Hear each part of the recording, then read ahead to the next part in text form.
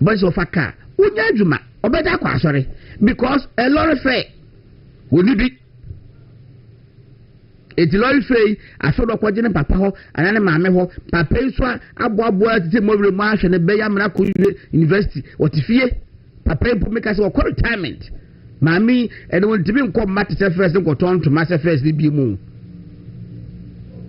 eti mesre momme yina we should be each other's keeper ya mobom pa ya maye ho ya mobom pa ya maye ho ye ho se adwuma no nya bi nya ya nyakopon moa na wonya opportunity na wo so timi ye adwuma ni bi because maka cho say wonya adwuma sika na obotomu a e be de kwa so bi kwa asore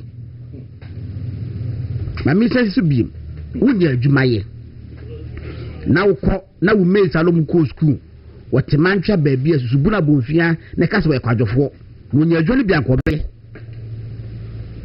wonya adwuma ni bi a me se de nkobeye na de mo so wonya no so no wo so e modest kakra Yesu fade man fe ni penny as say men kwale me na mayi na have arrived nobody has ever arrived wo pabu ukromo busa papa bi no watimu area ho na wo yisikani pa wo no wa defo edru ba bi owu ti se papa intija nkuro nye skane ebienye bi atwa betwam ama ahye mko so mo transport no sector no mko so mo transport sector and Mom hotels and that. Just go and ask them.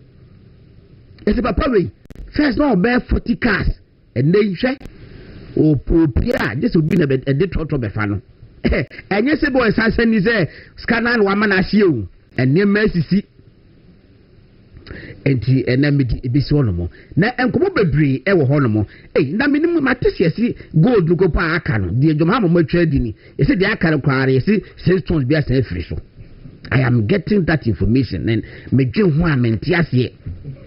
You can't take far. I can't take madness. And I lewens was say yes, lewens you and then by send about DNA test be. Bema baako baba. Na bi bema baako. Am ka so me nu. Da bi o se baako bema no 9-10 years. Okoye DNA no nya ne ba. It was ya kwade dey. No be dey. And me kana bontie. Me de wo ye bema wo no ba na tena se mai ware. Wa kwa DNA te ebi akwantu bi kwa na e de sa de ne ba ye se ebi ase Canada na America. Ebi ka se omutimi se Canada na America dey mandatory. Obey DNA test. Yeah. Depending on route na we use so bitu kwan na It be bibisa kwa ne kopie mu a masa wo ye bema gina se bema. Wonya akwari wa hwe no 5 years yeah but be kana bonti wan hwe ya be kana dia wa bonti akwari no forever stigmatization me that's where my issue is stigmatization yeah ibedi na chi and social media obi ani mo bi ba it's about say no one practice ye ya no one namusa na edinachi mesre okay to wada yes oh no you see in America but kwame me mama ntia on tia phone let me introduce you crop but asma kan a very sensitive matter man kan hwe na me refi okay me naturally no mo wadwen bi say sem uni obitina edimfie to say le win the 10 years akola no otise kura obepe na sem yes so unu na nya anyonkofa bi enti se ko basa mpo a ade obitimi kura akofa obi ba ebi kura timi kofa bi kura free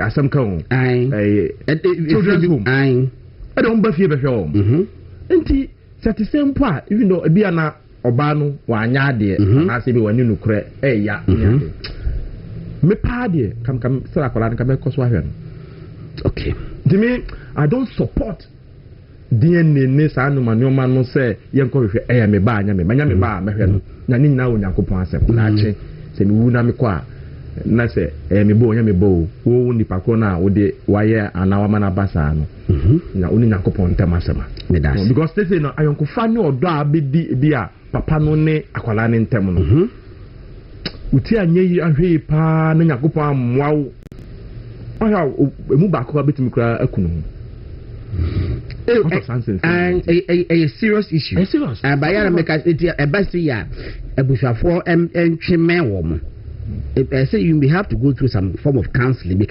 Oh yes. I what I say. Say the beya obetimi a control niema ba se de wo ka no akwara no wunim akwara na be hu se de papa ne yes akwara ni se de papa ne me fa ne akwara mu se de papa ne yes na ni bibia ne mu eti afi no wo be kan any fault of his or hers it is how be kan say akoba se enye ne papa no so why do you visit the sins? Of course, and yet the right sins. Why do you visit the sins of maybe the mother on the child? So just to say, cry, you know, coming kwa, and another issue they say. A man ma gwa bontia na say who be so here was now o mai say we ba we see two mo say fie na bontia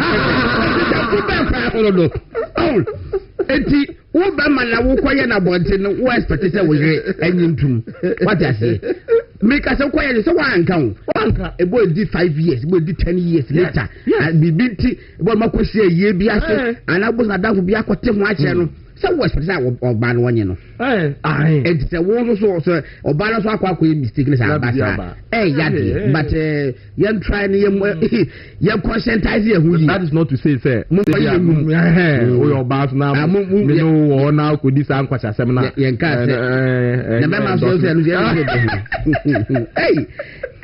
and the panyo, and we are for a movement television program, a day, Bɛkyerɛ na and then some be hold my Bɛkyerɛ mu gold sense na abranti engineer wisdom go machine me sanida but my follow na ya media dia me pe wi ase pa ne enipa waben and certain yan ya me person be the besi as I admire you ya nipa ko on the field send the field ni o say o ye expert o but o sa fa ho no o me dem no ba on kai me sa ho minerals commission okay me dey share o kuma scrap on kai na no ne minister na wadamfo honorable Mikuduka okay so no on kai ba minim ni pa you said the vias will be madam ho it was on go machine na first day my friend no me ma one dey road interview say first day my friend gusa na say wo say go machine tina me person I wanted to be sure say obetima katwi ya na say ansa na hu na o no so what and I oja wode tu wisdom akwaba they say mbaso brase kakra bi o microphone so who ye nyankopon domboko na so nyame adomboko wo beta ba ha Saturdays na Saturday itimi se t-shirt vest kwa betima se enti Saturday ba no abo t-shirt me hu se corporate ni wo mu aba na wa feel free what I say because Saturday dia na e person itimi eye nema na some be koso kakra you see there's official complicity ewo enipa yesi recruit o mako police service immigration ni nema no it doesn't make sense say ye fa nipa 5,000 na enipa 500,000 Ghanaians na security say eni abroso mesrebim adentina forms no every step of the way be the pakono should qualify before ubedru baby afa dey say utimi twa sika because Peter forms na me we me say me ko police na makoto forms me ye ya matogo ansa na mafele minimum requirement no Bible say me ye me height me nuru me ntimi ko police me yes 5.1 ne dan bra bebre pass me nya one aso so enti na makoye me ye na me yi ni ekusemu no ya wi dey disqualified because of my height other than some top forms na so na sa yi na I disqualified na won so awko akoto no see me see ni nyina wo ho meba ni nyina wo ho obon so a ne wasi ase de be ne ni nyina e wo ho make a expect say enkaye mo and go through I didn't when you qualify then you pay. You don't quite meet us about 100,000. Yeah, maybe go get the first 2 stages now. Normally, paperwork be answered then what this election is. Maybe doing aptitude test. I'll bet you maybe a lecture some market or some more movie big then documentation no nyoma ba na bia nka ho no obehia sika kakra o mede about is a generating internal. You see, that is where the issue is. How can that be a way of generating internal revenue? Now you know both will be to about the IGF. It's mamma kosoro and kofosika blood money. It's a means beer. And nipa interest can ahead of a now I'm going to do because look, you're buying agent for over 100 million Ghana cedis and a dab by Ukudikwa and then for 40 Peter, every hand yet the boost be a 200 cedis in this case. Hey, 200 cedis, Massa, cedis, yes, you have no idea. And I said last minute, Miami as I made the rule, and that's yes, and then we just can go to the Anini. I feel never bid well at 50, when your sister, you pick up woman as a couple of food and Musumuso. It's a bunch to find a way. And now, Menim dear, a Muntaka Mubaka, so Abano, so yeah, all of a sudden, and now protocol some, and now a protocol, and so any other DJs as a maker. Because I am obey. It's because of the protocol. I must say, who call the crew, and in enough for constituencies. Yeah. Omunina protocol list no 5. It had a look at the protocol muscle. Or no other constituencies. Bia enye ne namfo for that's the accusation. In fact me ne ba kokwa cost me sisi ama me tibi fo ye wiye no ahoma kira me hwe video bi Sam George say about re-registration of our SIM cards.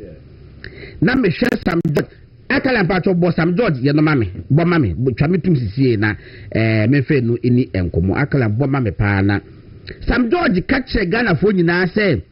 And then people say, take for example, if you are saying that the last registration that was done, that's the argument of the ministry, that some people use fraudulent national ID cards to register their SIM cards.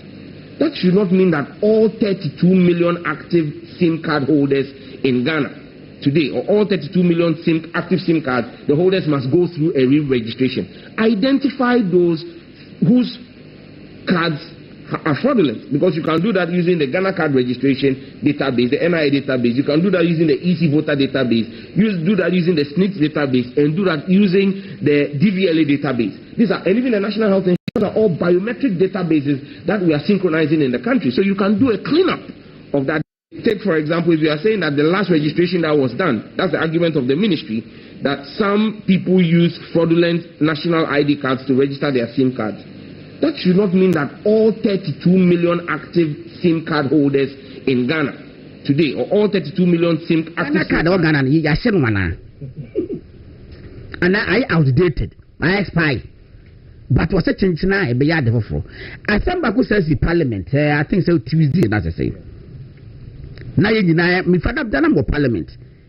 Your whole man and Deputy Finance Minister about Parliament, or by your ability the essence of a certain so-called report. By audit service, no auditor general. Elbow boss kabi the base 8 billion as I say, and almost encophobia I requested na a fraudulent or make payment to be a war non-existent account. When I'm saying non-existent account, no, how can you make a payment to a non-existent account? It's only to the beam. And I know a cash on the coin. It's the Omukwa Naskadi, I can't think what can modify him. You see? Yes, very good question. So it's a non-existent account. So if the account doesn't exist, how was payment made? Yes. Oh, my basa. It's them catch say. Now, yes, and trophy, and that person who need story piano, and now you're not for auditor general report. And that why you lazy, who said a wood near story piano. The last report to her. Bonini Gumwa, it is the Gumuno for me, just like a template. And I dare any figures. And there is a what the general report to me, any figures. Bonnie, Radiani, Freddy say, procurement charge, basa. Nijinano, Sikana, Nesakeke. But Enam say a bino, a chakotare, a dino, because Abana has become very, very unpopular overnight. It's a more pequine be no more you want from say it's a KBI. Now, over no crime, most of more evidence over $21 billion. No, multi can wash Afina, so called special audit report. For work and once, but what you didn't want to, you because Peter Aquaba. Yeah, then my main coming is MPP registration. Now, my bomb for Nabaso, General Secretary Yadi. Papa, General Secretary Yadi. Yes, party, you see, meeting. Now, Obiakwa won't show the ding, but dynamics no constituency be yadi yanko. It's not doing so sad, ye be meeting, Cosiada, ABC say, maybe say Westlands, ya certain them, but they say almost to the camera. I forgot to say my press conference. Adanya, ye control the ye call ye na, you see, trading. We be that I'm what to make you one man, General Secretary say, Pablo Chano, ye call online. Into this went to me, Uncle Chudia online, Uncle Chudi. I started rate shares, they didn't even bet 300,000, and I got Chudi online, all my echo. Yes, successful. What I said, don't get about so young people. Now, obituary, dear, mutually. Now, why was so young people? We be yeah, when I was just a whistle young people, when I would be Dino, where people, Mammy and TB, party, you be asked, but we will MP quite every pinnacle put a regular chairman. It's in the message. The bed that will be asked to say, Mummy uncle online, no, the uncle church. However, we are meeting soon at time, and I will copy what I say. Only bit of taking decisions, Peter Yanko. Adwumasema na wo ka no a major problem. Oh my, in fact Osha, one of the reasons party ama NDC really to me omo promise of delivering a job 24 hours. Okay. 133. In fact, omo messages be bira na na me nyina omo say one job. 3 for 3 people, 3 shifts. Now, girl, no, most of you know. Now, that promise, no. Na enye say private sector nkwa na omo promise omo. In fact, omo promises cry say state institutions ni bi wo ha. Omo ma omo run shifts. To the extent no omo say afuom mpo. Omo be provide light, alcohol. President Hammer kind. Light. Polytank. We beat my head akwakodo and almost akọ promise say omuba in fact omube recruitment omube fa Ghana for nipa biri in fact they were MPP so no mu ye secret recruitment so be kaya e ma omu ye de bebre anamuntaka ene NDC from penny for no more parliament no omu lead the charge. Now, recruitment sense me buy and I'm a taste muntaka. In a press conference, no, or Bobby Biso. Now I was shocked. Who call graphic online? Recruitment now, on my end. If I do so, do. Now, my qualifier cast on medicals, no more data. Ain't or the sad data no ebiguho. The next recruitment window no sanko for na o ma apply na o ma qualify na o mu wo mu no o mu na e be consider o mu first na o ma recruit o mu into the security services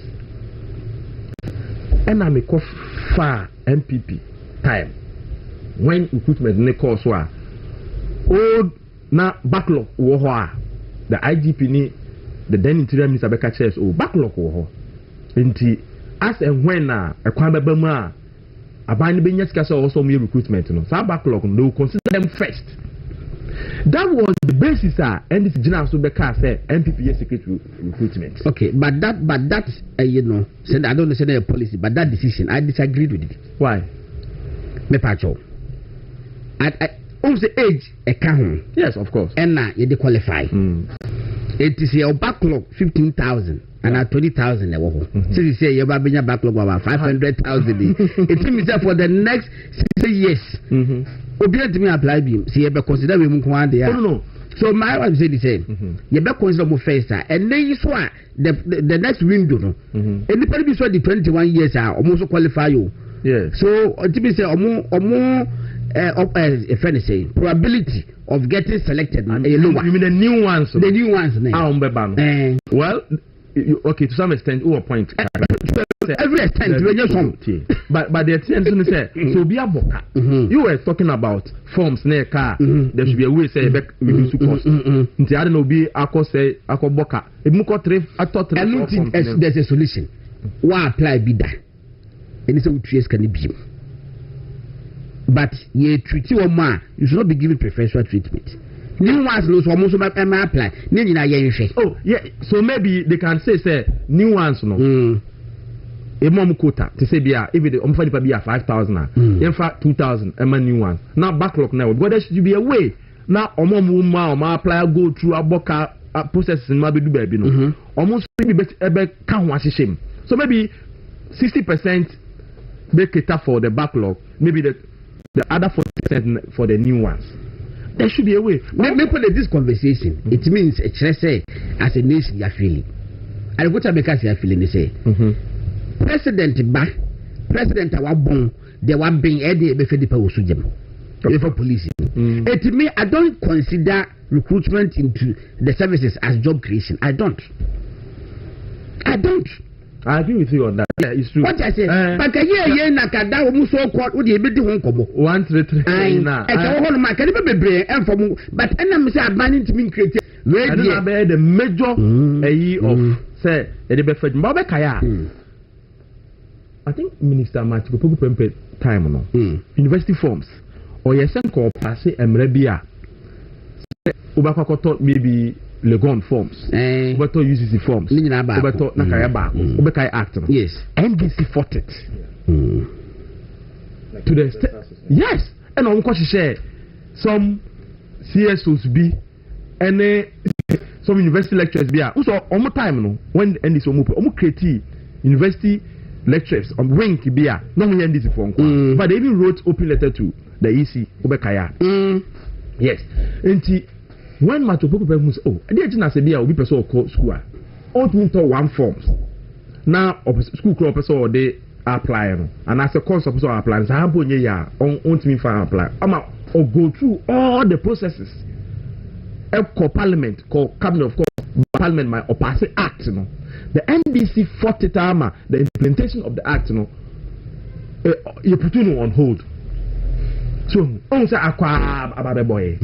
So if anka omo allow no mo dream on mine so yes nke maybe anka recruitment so ke bet manya one form to cater for say the god in for ubet man apply ubeto one form na be why select maybe your first choice maybe police second choice be immigration or another security agency be na anka aboama sa problem ne e ka ne abasu nyina but you see Mutaka no so. Odiabo. Yo. He was the very person who was talking about say no. Almost promise of centralizing recruitment na Amaso. That was one of the major campaigns he saw Muba. Central like two or maybe Bulgar or mankind. He far Oba apply BBA way in Amaso. And also the software biaba. Na software no send some crown so dawa and who because software no akọ base ebi mu wọ no ma okọ bie ni portal no anopa is qualified and you know ba akọ bie no is disqualified win disqualified protocol ebi bia and now one for Charles McCarthy and then it is not by you be trem apply qualified addiction also could be akọ be qualified enti software na sensem but the point is that any in the bar so to the extent that even the police and security agencies they were not even involved in the process from step 1 to baby aba bedu na baby em wan why ma refu cry in the comment bi or come make it say in his attempt Minister Muntakao to justify why a man for ya disqualify no or say bi em omba no mu wi na ye di ministers no mu wi ana kwame obi onu wi we na hu so onu wi say bi am kwa blood test no because omo no medicals e be o hwe na omo tuntuma amen it is only when kwa medicals and the biaka medicals no be detect medical no be detect say bia asumasi or anase obenten no ehwe ni moja mu no e bia drugs menyo ayimo wo mu kakra onko ye medical and na hu se nipa no onu mu wi ti wi won moja mutumi fa na adwuma enti den say omu baaye no ebi mo ano mo mental problem na mental problem what can people who are already in the system. Oh, was it they have conform more mental issues. There be and drag the bend. Yes. Na nipa no koye medical test but what me show be no hu say we or mental problem. In any case, who be a minister no, o ma wo say sample na wo say the okay na ete a. O ma mo wo system god your police for be one ma o mo system ma o ma boda mo. Okay police ni alaboni. No ta ba ho pa obeba so no kuretuo enso no police hospital oba o wa be jan wo din akwa na enkoyi what a system now who buy as a minister why introduce you to check because every time I say be any pa police no or mentally sound obe rem na bia adwenje ana say ahokyere ana say bibinti e bia wako off it's a little back in Indiana. There should be a system. When I am minister, you shouldn't tell us. Tell us the solution. Say okay, uba won't say be a nipa be more mental this or a problem. This is a system I would be check. Say maybe every year be ano. Obi unko check it. Na dream. Near fan first nipa no. Adwuma no oye no. Or dreams of bit my ya na so untimi. You've not introduced any system. Now say be mobile now. Those who applied, some of them were real smokers. Hey, that's what he said. No, I don't know much that party from was now cry me show when you must say when you dia o kasa grebi a so num kakra. Nyame ado me cigarette krabi so bin kama no da. Ni num cigarette kra da. Wo me da be kama no da bi si be jesi. Mame ko wisdom.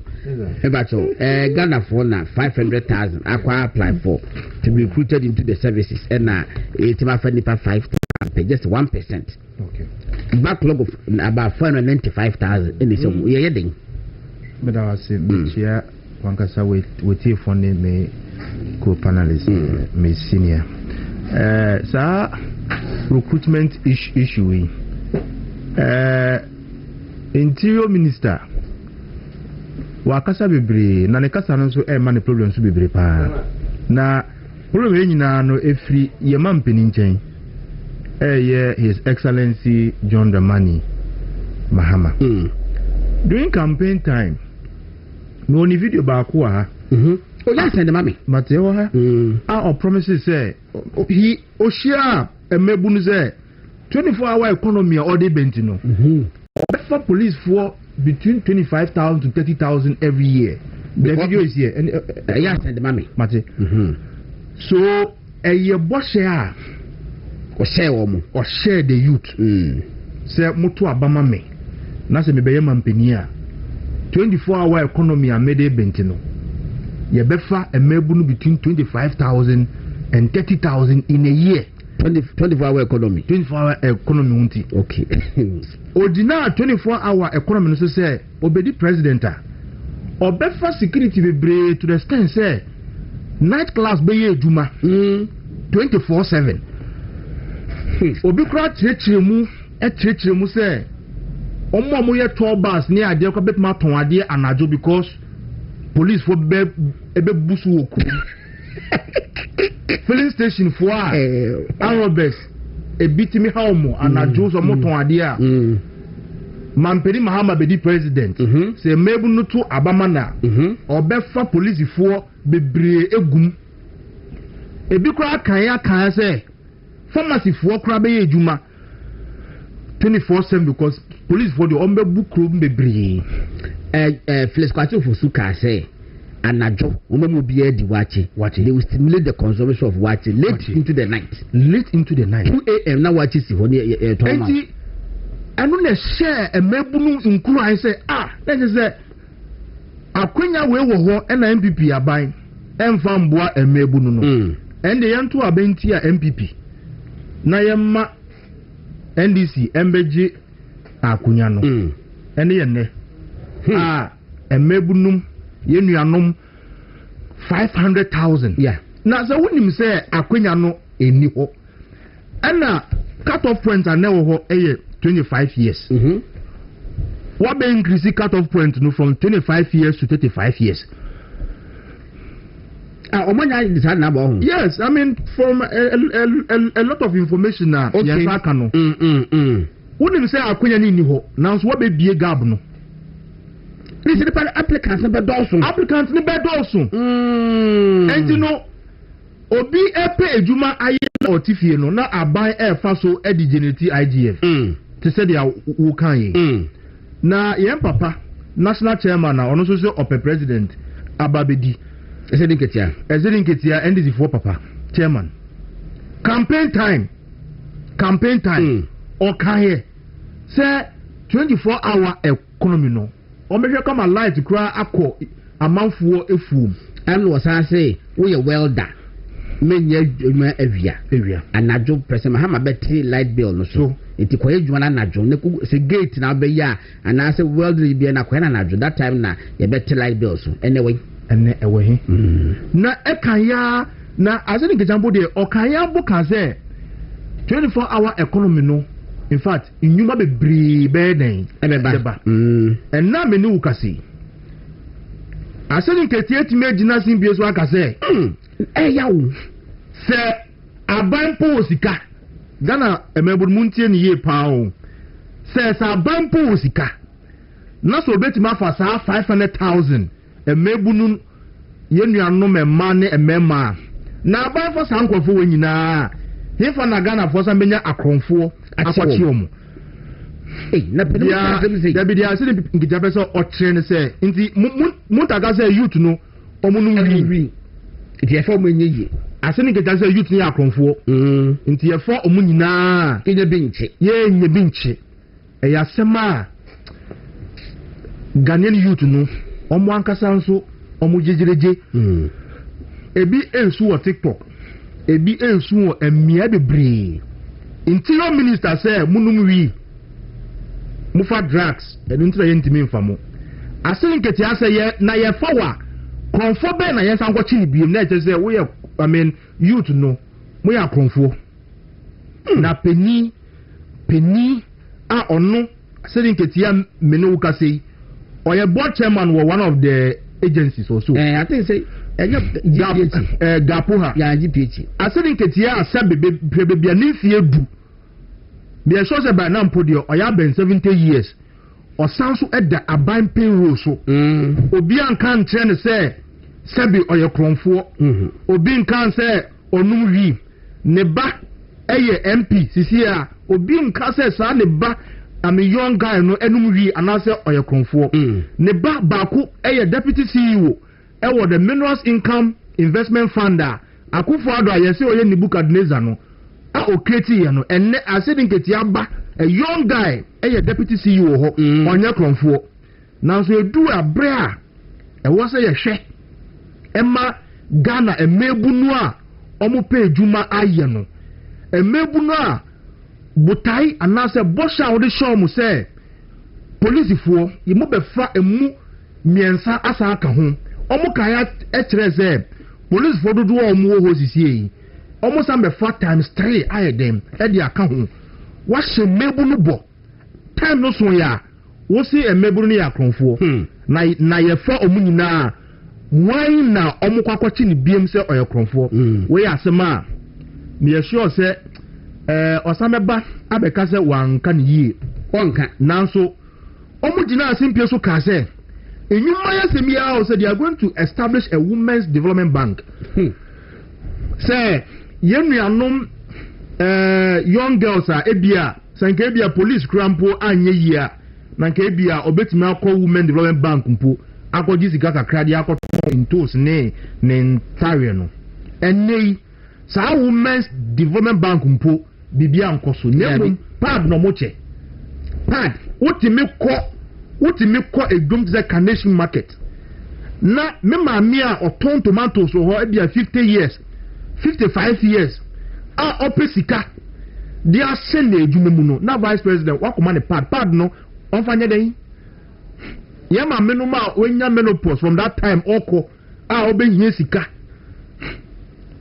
sika dia business no wakoma ne pad enti me de the mechanic say youth no mesre say even forms no mpo and this aban ka say some ba president mama ankasa kan say some ba forms no kra price no on better so ya okay so better 40%. Yes omo ba yi omo tuma ko 220 enti insem bi omo kan e bia no youth meka say mon kam akoma nya dem entum yi ye twi ye mutan ya 5000 no me dem eno mbefa enti the following year no men ka say ko ha ho kwa den koto forms ni biem na omo ankasa krom wo omo nkrofo kwa ye den e wo ho dada na boshai omo share MPP for comedian here ye friend no DKB or ye 24-hour economy bi say advert bi say obeko bank okofa asawo ni girl no okofa asawo ni girl say omu ni ferry enso okofa asawo ni aba share ne dem omu dawie na say otwa ne ka no oni ska no ho say wo mense no mu nkokuru nko yi ska wo bank omu ana nye say okọ use ATM okowura banking hall bank okọ na oba bi so to wa amino oye tele adwuma okọ isika ene bank be na ye adwuma ahomachi okrum ha nti we ye bosha omu hye ya di twantro emu ba kumpo enye adwuma enti emebu ni de on this subject the message say omonka omakoma nto omuyem na de aye na ede na aye no bunu se ska omu twa to ho se budget no se omo de be she agenda 111 is structure sika omo de koto pad no like agenda 111 here omo de about 100 million and na pad the no so over 200 and something million Ghana cedis pad no kabuna ne bo kwa de cracking the yetom wodwom of course enti minim say pad no say ye saka wa bi no mudi yo say ye sike drop say ebia bebe mu ko gi tumi be wini eyi no e no mo so omunye pa say wodwini ho a wonti ase enei edwuma asem yi a wo kan wasemi mampeni na nandanko akufuado ene ba omiana na breso say yensi hospitals be brain ka ho agenda 111 yesin bebre na ye fa nurses for enya nurses for o mo be kasedi a MPP aban say joma ama se so oba obema automatic posting ene esunu musu ene teachers crampo o mo pacho answer ye tu o mo ka the workers be na confirm so say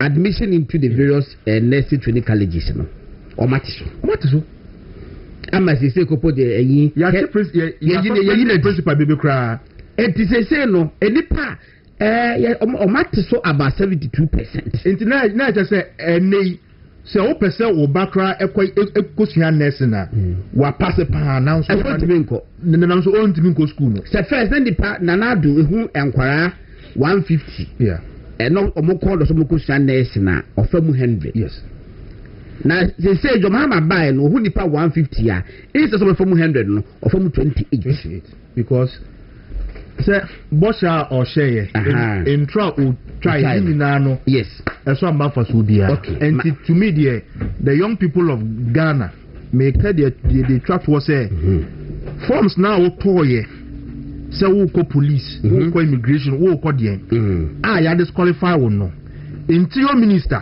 oh yeah NDC MP for Asawase esi ebia wanum wi ana wafa inubo ana wabodam asere nketi ase we are konfo enu ntira ya mfa wo no bedam wase all right in TV zongo mashi na wo ye mining consultant na motene na we be say was it seems you forgotten about the NDC's NHI promise of one-time premium.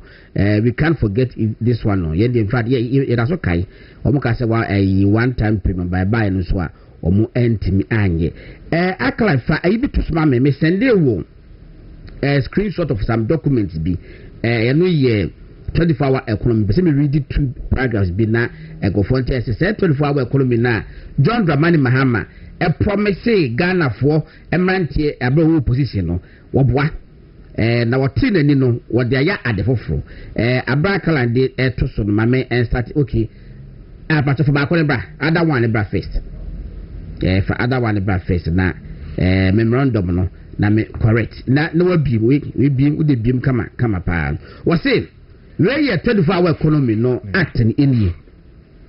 Was it the object of this bill is to establish the 24-hour economy authority to implement the 24-hour economy and accelerated export development program.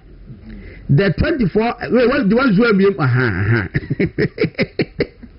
was it the 24-hour economy and accelerated export development program seeks to address long-standing structural issues within the productive economy of the country. It further seeks to reduce the dependence of the country on exporting relatively low-value raw materials and reliance on costly imported finished and intermediate goods. These have caused more value to leave the economy with each productive cycle and has ultimately contributed to a cyclical crisis and hampered national development.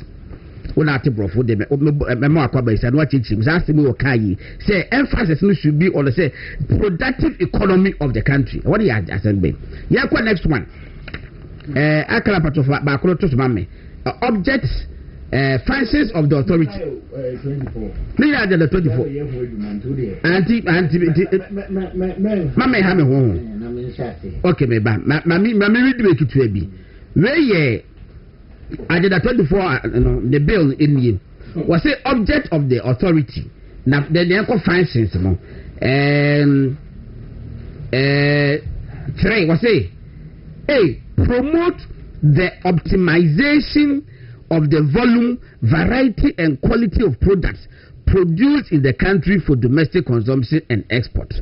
Mateke back on 4 no G muntie G no revive the national culture of community self-organization and mobilization. When your 24-hour economy, G, revive the national culture of community self-organization and mobilization.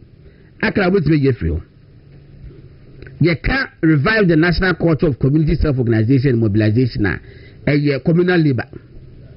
Communal labor, baby, a public toilet, you need 24-hour economy. And was a productive sector, a productive sector, baby, okay, oh dear. Alampayamba, Wasaniche, Alampaquaba, it is saying, I'm a Joe Susine, Namadwan, what the ever, now, Abremu to say. Abremudie, Makacha was Abremi a politically charged area. Okay. Yaka politically charged. Ye near founding member Baku from the crew Mequianse. Okay. So when Mequianse ye pine. Everybody, your friend is a Yira Akutu, the deputy foreign affairs minister, Ewo Yira Buzia Abaim. Okay. And Abremudie a politically charged area. All right. When him saying for complaining about registration. Abrimen bisa obia to honor register. Oh, register come. They said them will be babble. And one on yeah to presidential primaries in a chromo for no bia ba center ho. Baumia for Ewo camp. Kennedy for Omo camp. Brian and obia high ni solo crew. Hello Muchi. Me busa say na when the moms comes here na jeje na say hey wow. And the money abrom say here now on 2024 fire senior crew do baby edu. Senior Mamentia will never pump for you and a penny engineer go mashi. Okay. Me who nature papa, this and we are a best in deep pleasantries kama. Yentia was here for ne was a funina. Near more MPP Nibia Basso say, you now you're gonna need now the owner in a political party, or ya or appendice, Konana or NDC are buying at the Wokum. May Banawoka 24-hour economy now what tie me in to the recruitment process. Yes. Many are 500,000 Abbas winning if you baby. What is here so Konani Premier no air qua, Ubuta said Dano Assem no day see. The sea near Boshe Bia, Yinianum at the share, Mabununa. Oma boom boss and this one now, Oma in this one. Sebe, Ama, your friend is a boss, no. Ama, say, Mabunu, Ato Ape, Atoms and Sewa, and Ne, Omania Bresse at all costs, no, Omabako page, man. Mini answer na meko saa bose yi so ma mentia me nia ba ko ye friend Andy Owusu o sevi also. Okay. Andy solid MPP member minimum di pa na no amene ne bonkomo. Meko so ani Andy adi nkomo sa anti Andy mechia ho. Senior me nia de o ye mining engineer. Na kakra na me de mechia. Na mramu ye free bibi offer. So person your contractor the first thing we your offer na nipa no accept. Na offer no mramu ye kiremu say eye the final and definite and final statement wo na wo ma offer no be make what you say nipa na oje atum no so benya capacity aje atum enti se me phone yi me pese me ton 100 Ghana cedis se me ka se me ton me phone na me make offer but me ka se me ton me phone no 100 Ghana cedis ma make a definite and final statement. Okay. What you say no obi gina price the back good. Okay. Obi gina baby a waje atum adenti na me ka say na no aye kwa akoto aba mfimpim no na eduonu na mu 2024 minia Yera Mahama launch the manifesto wo Winneba okay eno kofa clock the BBC o say ni 24-hour economy na yentiase MPP for number bi kasa we di hey so ntimi nye no ba Bɛkyerɛ mu into ye very definite or the clock ni besi o no say e bonu nsia abena be hye adwuma se ne bonu mienu a abena pon 6 a.m. to 2 p.m. Na ya atwa so from 2 p.m. no so upon 10 p.m. But what I say yes na afi kwadwo also abe take over from 10 p.m. no so dia ko 6 a.m. And okache is a formula na ye formula 1 3 1 job 3 shifts 3 people. That was a definite statement. That was a final statement. Now godon me IYDU for yinya botre ye search hu say feel say ewiase ankase yinya ewiase besi na political party bia ni ho a etima for formula say 133 da NDC na first. Okay intina say ayade emudu ayade agana ni babu no bia no ebeje atumadi akire enu nti omuma sa promise from so free Winneba ho say kim no ena mabunu nyina eda na equarestes wo wiase ena ndam baby ase pre John Mahama ye no matonyoma 133 with the hope say omubenya sa 1 job 3 shifts 3 people inia omubaye no the first major thing Mampani Mahama ye no adi bosome baako ne nafua miensa e wa ban mu eno na me pagya isa camera no betimi apeki ne ye na wa zoom ya ma me ye a ema nipa nyina ehu mesrewo akala office of the president eba we ye chief of staff Julius Debra on the 10th day of February 2025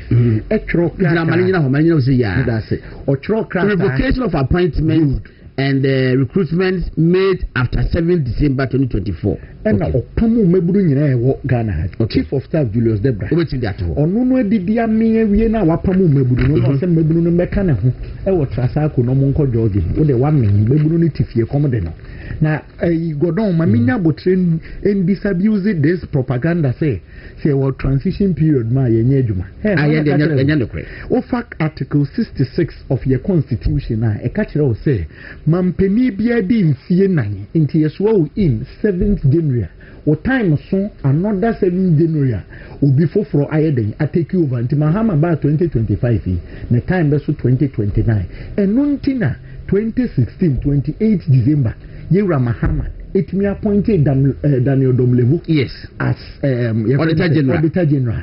Okay, say as a single spine, so Mampani go for sign in a seat. Yes, meaning someone of the president. Would you pay during that period?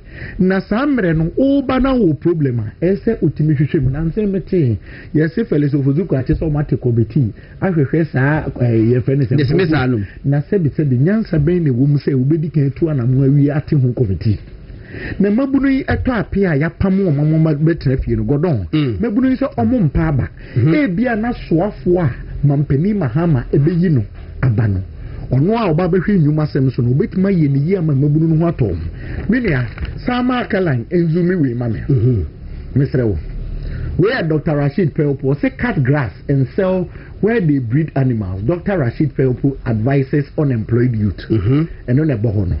Swafu Mampeni Mahama, no, on Rashid Felpo. The first coming, no. Where Oyen Mahama number 1 no Casa, na sebe. Wouldn't him so behena. Papa yi na adwea o de seti nyuma wo krom na se babu no wi school a sebe ko na ko twamura na ko ton ema ba bi a ye nyen emwa na nya me wanwa say in the 2026 budget o kan 2026 budget na e worrying almost say omo ba be produce omo ba be create 800,000 jobs meaning out of the 800,000 omo say move 490,000. Your friend is a big push into your construction. Into what we call Legon, equire political science, what we call Legon, koye engineering, o kwako ye ponko ejuma, o kwako ye wala tu wala sa ejuma, no na MDC for ka. Minia, Godon, the TNSA, omuye no mo set up 24-hour economic secretariat. Me hu se mampeni Mahama oye dapa fo mechire odi entia. Peni bia wa contesting ni bia ofa ne kwan bi sugu onimase. Hwegusitando obi akokra tini baby wo so ma me 24-hour economic coordinator. Na onimase se me wo 24-hour economy na nkasa no. Omo ye adwuma from 8 to 5. Omo ankasa kro omo nye 24-hour economic secretariat ne eye adwuma 8 to 5. Omo ye one shift. Na godon omo ba na omo be ka kire Ghana man nyina se the 24-hour economy no ebe cost $4 billion. 100%. Yes. $4 billion. And I'm kind of saying, hey, na Ghana and Kase IMF you call 3 billion. Na momo 4 billion, mo be den aye. Ampa sabi omo say out of 4 billion, the mo betima contribute aba 7% or hamu bupen and so. Abai na nkasa the 7%. On one kasa ko da again the policy no no. Obi mfa or hamu bupen e the economy and 93. No the offer or hamu bupen 7% in so per emra. And I'm say 7% no ade ekofia sie do me me calculation papa me titi free no na $280 million na so $280 million dey say obi kai f enya sa aban a Haruna Idrisu nama ogbo nkoko mpe ope mampani adi e na auto part eja teacher for ho teacher for a yenti omuka ho e na ombeti maye 2025 April budget no 24-hour economy no na say ade ya yehu na maintain November 2025 mobile read 2026 budget now. The year ato forcing edi shame na ato forcing the onka shenkodu. Okwa for or the pemum. Ya ma me mo etwe Women's Development Bank or the pemum. There's a wood wunsuro one for and after what I say one boy mfi taduku and now the name we are saying na wo ye de ope.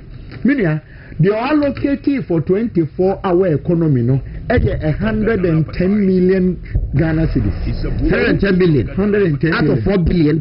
So the bed at the end $280 million or the dollars so. And we are allocating 110 million Ghana cedis. So when you have training and children, Obakase we are allocating almost half of it. There be an 110 million Ghana cedis. So far exchange rate as to $1 is to 10 Ghana cedis. Ebema 11 million Ghana cedis. I kala mbo me bio and my calculation no. Hey, ye kukrumpo ni ebeswa.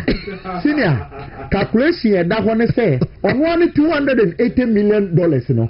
You we allocated for 3.93% per. Now when him the entire page na me hwe it will show na I say 11 million divided by 280 million times 100 that's about 11 divided by 280 times 100 number 3.93%. Hey media there ya e wo ho a dey tia my calculation ya make catch on say Women Development Bank omo say bo bank ye tibo krom ha obi ani makwala akra anim se wo hia 400 million Ghana cedis now they at bank now 400 million Ghana cedis now wo hia no ye ra to force in the other share to April 2025 budget ni mu ye 51 million Ghana cedis be factor say 500 million cedis no ye now the Commercial Bank of Ghana for the ato one get also here extra what do you fan mponchi okay senior 400 million now we hear the Bank of Ghana they are to no or allocated 51 million Ghana cedis. You busa no see a seed money yate. seed money ni basin ano pay am sorry buy. Yes, for this say 1 Ghana cedis. And you don't for bimbe. I look on this basis 1 Ghana cedis. Amaye mama no more tempenten kwa. Enam enehwe de go see Burkina. Tomatoes. Aden. Kumomo. Aden. Koko akuafo de message daba. Na next week minority need something critical about koko akuafo. Okay. Message daba. Sabe de me koko ba. Ma bato de free me kro mapiase na mu ko tentem su tentem kwa sare krom kote abo ahwa ye mobo ba kiri nim nyansa. Ene de bato bo. Me ka je so wultimi mo sa di ni dia. Wultimi start wa. Edi na wo o to se ba kuri nim nyansa. Eti wultimi as parliamentary. Mintimi parliamentary ampa. Ade.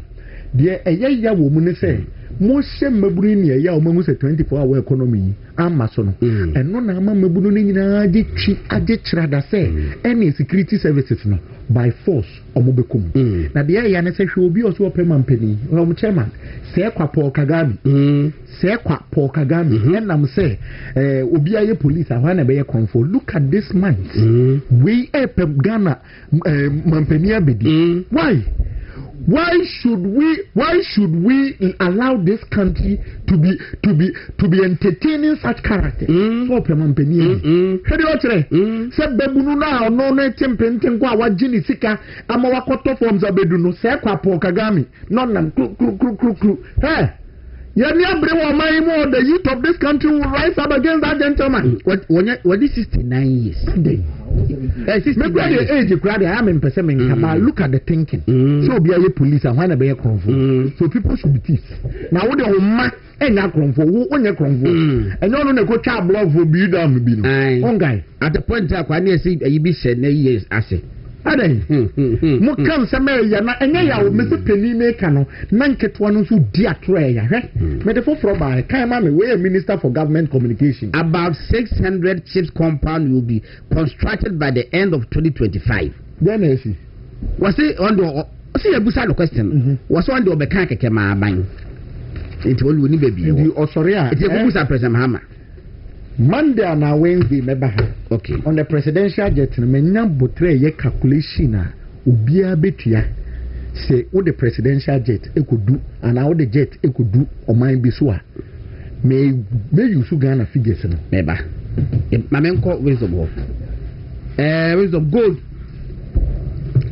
gold asam de woni yi na be capital koko asam de ye koko asin kwase for wa ha no no yi be alampa beka and the Peter so no figure lam say for krum and no obeka me gold asem no mo se ayeden me de na minim ni say gold et say ma me no mo want to ma ana say Abidjan en chance yi bi egudem answer on beton oba beton en ton sa se masifie den asa no yi ne ntoma koton ana Abidjan yi en chance wa koton sana ka me gire gold so ye treat no and then be ma aban say gold waba fan of 31 and the kakra count that could do 37 as 38 all of a sudden within few months you tell what who so from 38 now to 18 what wadi sky what the cotton di and so a 4 months later was say e say san koto gold bi am a difference be ma wo hia be 1.2 billion and so what akunya the same value now and a quantity now ton earlier no I said say when I expect wo Zanso etia alampan me senior man. Oh, that's I may weekends obi je o senior no why Attorney General. That's market editum that na me pa akunya we so boss some kind of very instructive. Was it wicked the obi catch say senior no what for the year. Okay Matthias you senior senior senior when that's can for to you pa oh I see when me krom for nti anopensu me chia omugina no me eka na go best kaman ya kwa keke me chia omugina na gold once be meka say just say one jasiko wo no jasiko yes and unim hopa minimum jasika yes minimum hopa ma follow ma Kovli false ni oh yes yeah I mean jasika thanks very much yeah na gold there sisia no Ghana sisia no ejina gold so yes aban foforo a waba konya so sisia yi onye hwe gold na meka se free aban dada no free covid mu a yeba ana oman ni mu ayedin we asia fan nyina ayedin in fact over 80 government a call election after covid no nyina lose yes UK cry is prime minister best 3 times because now I want trade den abba na his excellency Dr. Mahmoud Bawumia ene Nanado former president ekna say the way we are no ekono me ya be hu say gold ebe ye gudie bi adache those eso won fa so sisi a now so ya dachi bi no wiase nyina ba begina gold so enti ebe ye say yemfa kwan bi so na Ghana gold na ye tunu we krum ha na ye ton de ko abrochire no ebedu mre bi no enye eno nko a na betima aboa ye man no na mom dia ye betumi nso die sie ewo ye central bank no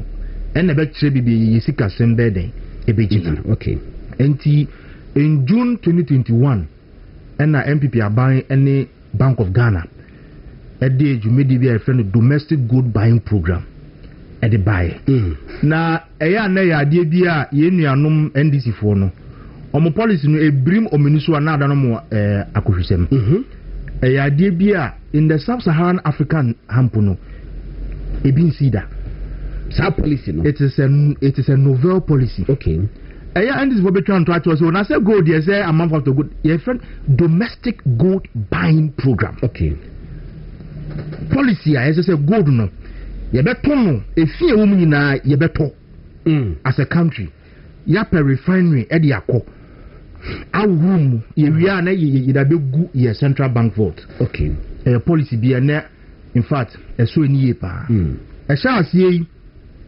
now from independence from Kwame Nkrumah na breso ebesi 2022 a policy no ne ton ni ade sha asie no na ye gold 8.74 tons per ewo ye central bank abaya besenko omonton bi da ena ye sha asie in a letter dated November 23rd 2022 the then minister Honorable Samuel A. Dinapo Anoye Minister for Lands directed all large-scale mining companies. Now before us letter bebano, na Dr. Bawumia Asia the Ghana Chamber of Mines dada ewo Jubilee House say Vishina Abai Ede Benye. From that meeting, Honorable Abu Dinapo issue statement said going forward from January 1st, 2023. All large-scale mining companies should sell at least 20% of their gold to the central bank. Now, that directive, you know, Honorable Abu Dinapo Ejina Section 7 of the Minerals Mining Act, Act 703. So, a Magana Kwambo say gold bia large-scale mining company grab ebe mining or Ghana. Say Ghana you usika yedebetoa. We have the first point of call. Okay. Yepenkwandia emrase tomai. But yenso na abani that time enimu say companies here companies are more existing refinery agreement with their refineries outside. You know, MPP is a government that thinks about the private sector. Or say more than 20%. Yeah. The instruction also indicated that all small scale mining companies should sell to the central bank. Okay. And they need order because small scale there. They are paying usika. So sell to us at no discount. Now just say a buying was going to pay you the spot price for the gold on any day. Okay. Internet MPP are buying gold no and world market 10,000 now or more 10,000. On the tax they said they are gold board 80k free so. Sometimes you come puno na a buying MPP are buying top gold no bro the international market price because gold board they take discounts from it. We'll come there. Gold body test. Yeah, we'll come there. And through December 2024, yeah, to buy MPP, sorry, you know. Now MPP are pager gold, no, now 8.7, no, to 30.53. Yes. That means from independence, 60 years, now it was 8.7. MPP use 18 months at 22 tons of gold digu. Okay. 18 months against 60 years. Sa time no so no. MPP sanka omo dwene senka yen ton gold. Enfan gi ye ni monyam. Enfan ko wini vote and anka MPP ton gold ma si di ni ko gina baby. Now so MPP and ton gold no. Say na edudi tamakun. Na oh edudi tamakun say aye ne yepe. Ene ye di gold no ye de say the zoo na monkeys any snakes ne alligators wo ho no na o ko fon kohwe gold na ye fa nyi ye ni keke. Thank you. To mo to wadi. Then you been at 30.53 tons. Make you try mean some so kakras to understand say. Oh share from 2020 ever down.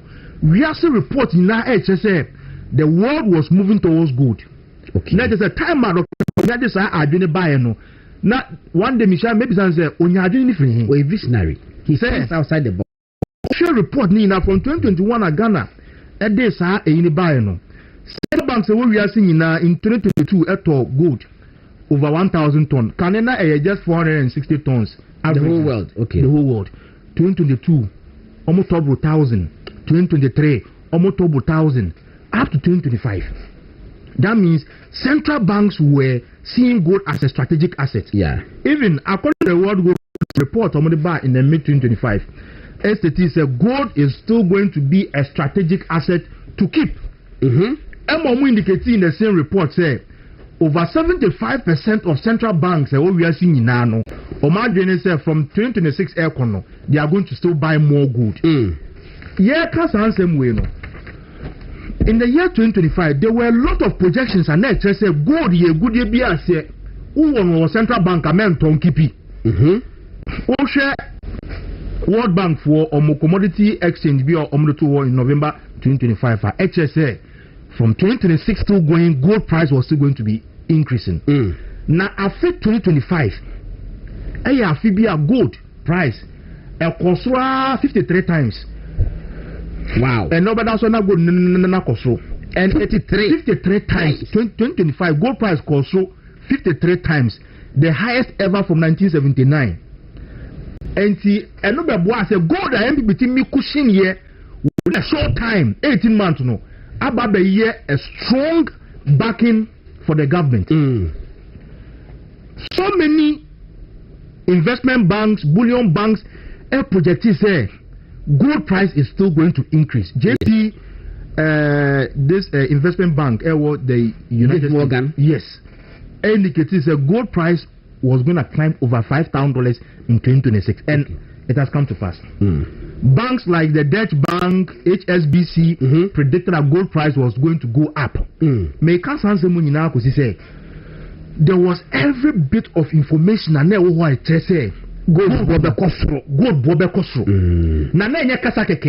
There was action. It said central banks across the world were buying gold.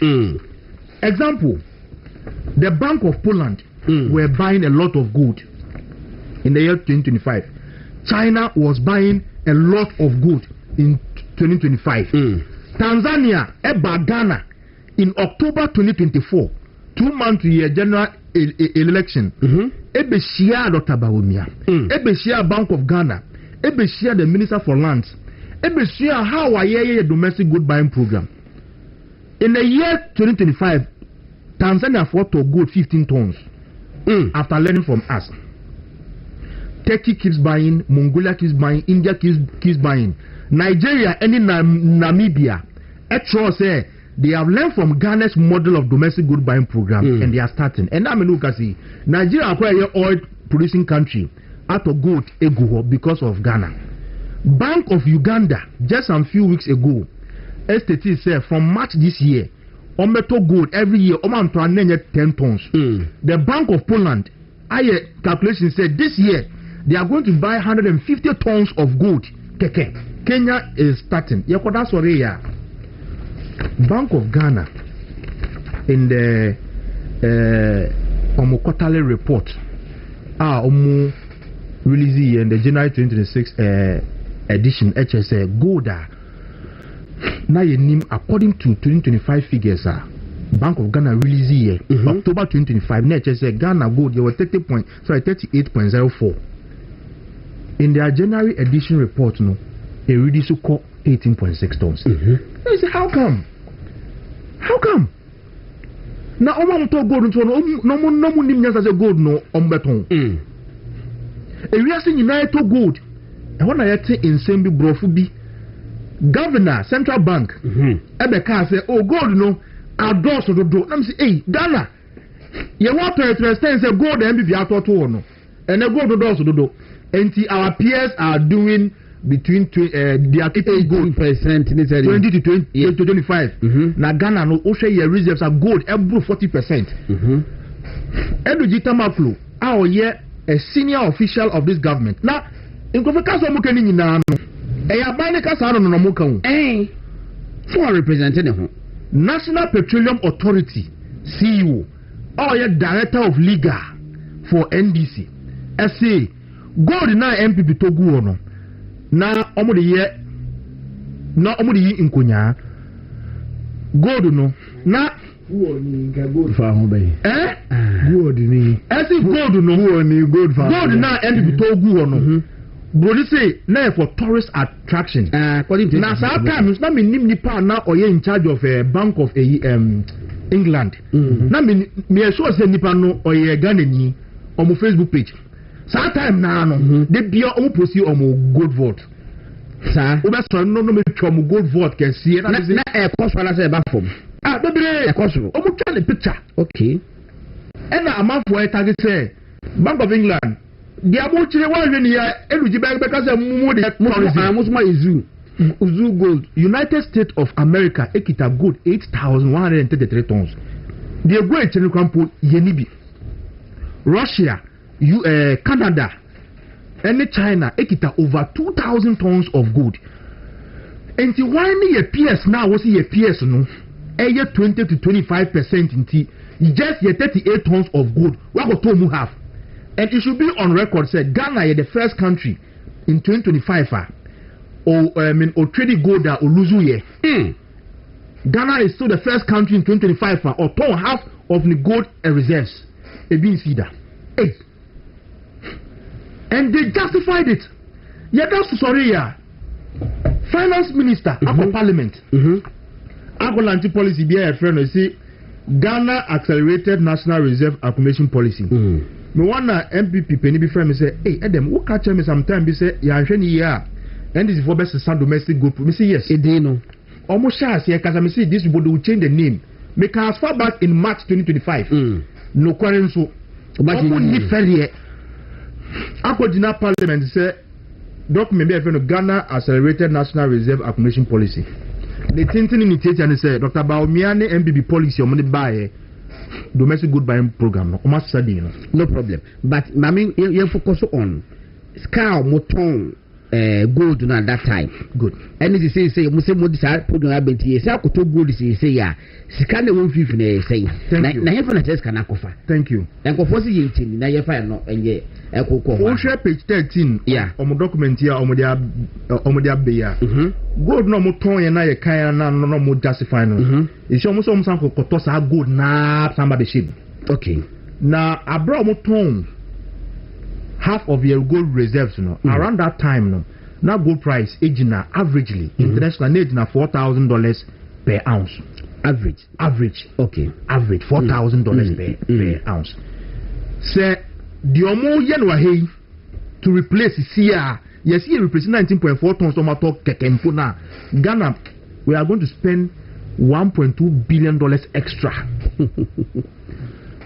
Ghana boka $1.2 billion extra. Into Hana Ghana for this is the biggest scandal ever. Now Hana ye kase godi mob Ghana chrono. Yes. Now we are also gold no doors into what home. I say what would not Parliament say gold no if you want say gold no and when here panti wo san kokoko to be. Na sa time Ghana be boka $1.2 billion. Now I hear na yensu ye fi say no. Gold no, ebi abara gold ebi na omonto gold ni e. Asa America no. Ana gold no kwa so ma ton wa egubebi. Na omo enti ya ka che Ghana for say ya turn 4,000 sisi ya gold ni yesanso hia ya ko turn about 5,000 to 6,000 difference is going to be over $1.2 billion and na say yenti ase na e kronosem pa me ba to gold na am say to international market no o ma kire be kwa 18 tons no ho am le toy enti Bank of Ghana file RTI okay ye bisa Bank of Ghana say one da be na auton gold no okay ye pe date ni nyina we want the report yes yes also pay price auton no omo to gold no we want to know them omo we he e kwan be nso na gold no ekodi omo nchen na kan gold no e free Ghana na gold no e free in Ghana because we say gold is here e free central bank na say e free once one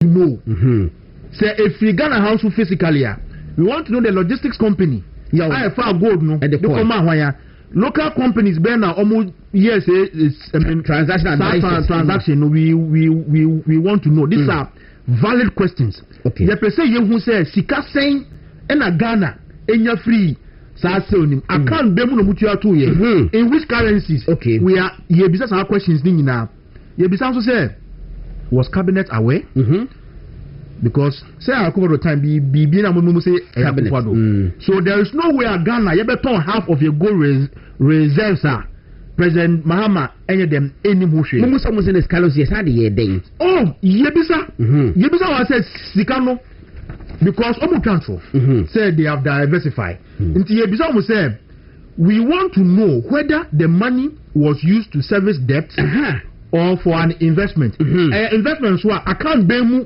ena mokoye investment ena debt so e ka benya ye bi so mu nyina ye be say ye hu say Bank of Ghana board ema approval na date ben in fact in our 20 question RTI to the Bank of Ghana no ye bisa questions we brief omuyi anu omenyi anu that be me say the next set of prisoners in Ghana ebeye obi bia in fact wafa gold keke ho kra wo sa ban ni obi a wanante afa gold say wanante afa ho o meeting bi keke no you are all potential prisoners in the next government me that say engineer wisdom edem gomasi and Martin can very elaborate baby all my obetimi aka by time in no say baby a e be sa back Peter something small on the 24-hour you know when say no consult to a answer okay when say last week labor court issue court order okay Ghana Maritime Authority say workers be omo no up to now madam for back on a send man Mrs. ya or say even court order mpo the NDC administration no almost disrespected na uko kai dentia yi sa maritime for over 26 people yi omodi na sefem when he said in the past no say if there's a change of government normally the political appointees no they say directors ne CEOs ne any board ne dia yi omo but when they workers are omaya juma ebi mu ya form adwuma 5-6 years back down the Richard Techimensa Central Region oya juma wo MPR as the Western Regional Director that here juma somewhere 2021 or 2022 amagino it's so yes star witness for Ankuma Nimfa versus James Quincy yes obi about omo free phone so the chief of staff ka hom ye yinedi eyi papa na di otifi Anthony Saki start ye juma your friend is a Ghana exam since February. It's so sad and painful. Oba Ghana Post, no cry na yemare. Senior na me ye juma wo. The Ghana Post no. Ni pabi ye your friend is saying casual workers. And I'm go obo so say obo. Ko fo ye casual workers 15 years. You're permanent together with omo be service me. And obo so okay. Be 60 ye than omo pai.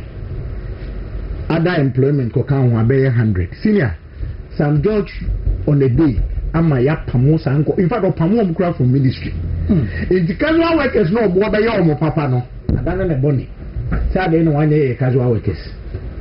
I then 1 year casual workers. On what bonnie will be we are see and say will be a casual worker no a permanent. One of the ladies no name make no usu. Menena na office. When the this lady is one person ne papa wu. Ne maami wo stroke and a wawo. Oye juma ogan na Ghana boys ahen. Sina Ghana boys na beso kakra ubenya. And girl no yen krani. Su me ni so pa. Akwa ba ako aya na me pese me read the message. Oye NBC ni ono de na de minime no. Na ne de ne sheda nya me yakitikiti sei MPP na fa na juma. Na be kind you know actually. Yeah, because you see Douglas B African no see na we de me we o me. O see for your bandi. I'll catch you for you. Or see the base is boiling. Some of us were employed under the past government, but our party came to terminate our appointment, yet we keep defending the party. A good word on the farm, but mobile mother be defended. No problem. You see, I didn't say, oh, MPP, who are you?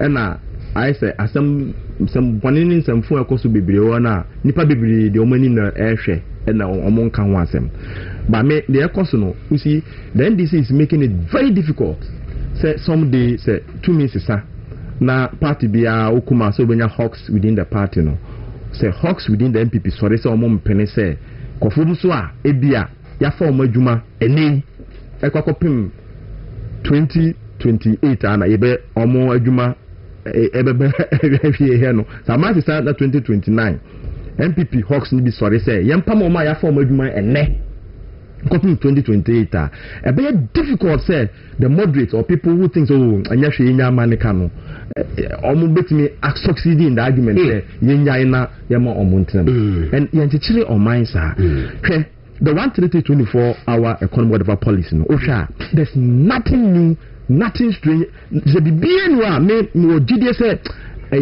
just campaign gimmick be no mo ye no mo de be win no mo ba gimmick yes I see look at the chief of staff you know akọ sign na aye the so we omo 24-hour economy policy na ejina so omo de prepare act ko pass a year owura gusita no ne sa sha se ya enu nto mo jina so e dey about implementing the policy na the main nyoma omuso mba edi kan omuso ma unified tax protocol in that is tax waivers but to tax waiver new a tax waiver in fact when be crap na nanka 1D1F and 1D1F nanka MPP aban koma Ghanaian companies there o ma mpene no na the tax waiver new John Mahama yes president wa ma attachment tax waiver oh yes yes so letters bibiri o ko ye and do so be ma company be tax waiver now buy any no so we abaya generally person will implement this policy now approach some private firms be no more tax waivers and encourage them some recruit too they will recruit after almost say apart from tax waiver no some tax holidays tax breaks now we crowd body and the money I will say areho 2 years we are 1D1F no mutima 5 years so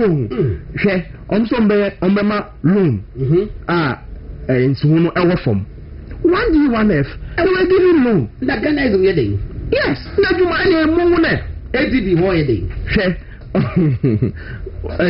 almost say ube import nyoma local be use nyoma ya produce no man mu dia ombema incentives be free the same thing venture capital ne venture capital ne ezim so awo mu document ni mo so if genuinely we implement the policy now they could have easily approached some private firms maybe through the AGI so munfa companies on bit ma implement ABCD mara na ye pese bia mufa amamfo adwuma ebia nipa dodo ebia 100 ye mamu ebia 5 years tax holidays ya omoken and I say just say eyantro omu Kenya ma aye yodua ma ye be election no ma be ma 1 or 2 companies bi no de ababe ye dede in any case recruitment am ye nyejo ma na ye say 24-hour economy ninti obefa more security people am be adwuma anajo we so maka now back to gold no sensem no you see engineer can send bebre e ka me nko a there should be a probe. Yeah. Because even the figure now above one no, there's disparity. Sure. Which figure? Share value of the gold. Gold now ya ton. Okay. Well, we now down for a service. Yes. So who document almost Evis that. So no Bank of Ghana ne a finance the money there. Also who document almost on 22.24. It's main trial no. It's out here and the first question. We want a confirmation of the total quantity of gold divested. Okay. Yes. Including the precise weight in tons and ounces. Okay. But I'm called Parliament, no. The man, Dr. Julian Bako can answer. I'm saying 18 tons. So even the volume. Yes. So we want to confirm it. Yes. We don't know. Yes. Meanwhile, the policy they never believed in it. Yes. They criticized it. Yes. In fact, when Omobad was an error. Domestic gold purchase program. Yes. And after a year or 2 or so, omode be cotton and omode gold for oil. No? The NDC criticized it to the extent that even when they were in government last year, the finance minister was in a liho. Was in what? Was there? Yes. No. Yes. PM Express. At a point, Evans Bisan said, ask whether he had confirmed what he was saying, say in Wasano with the Bank of Ghana. Dr. Atufos replied, "Oh yes, oh yes." What I asked, and they were keeping some gold. You could see that their gold reserve increased. That was a fact, but they never traded. And Osaka Chiba said, I am the finance minister. Okay. A month later, yes. Boss MD, yes. In fact, it was that the basis. And no, Omujina Suntia, almost Omacham program no Mukrampo. Boss, okay. In fact, I had no Majano. I have boss. Okay. Yeah, Manu continue.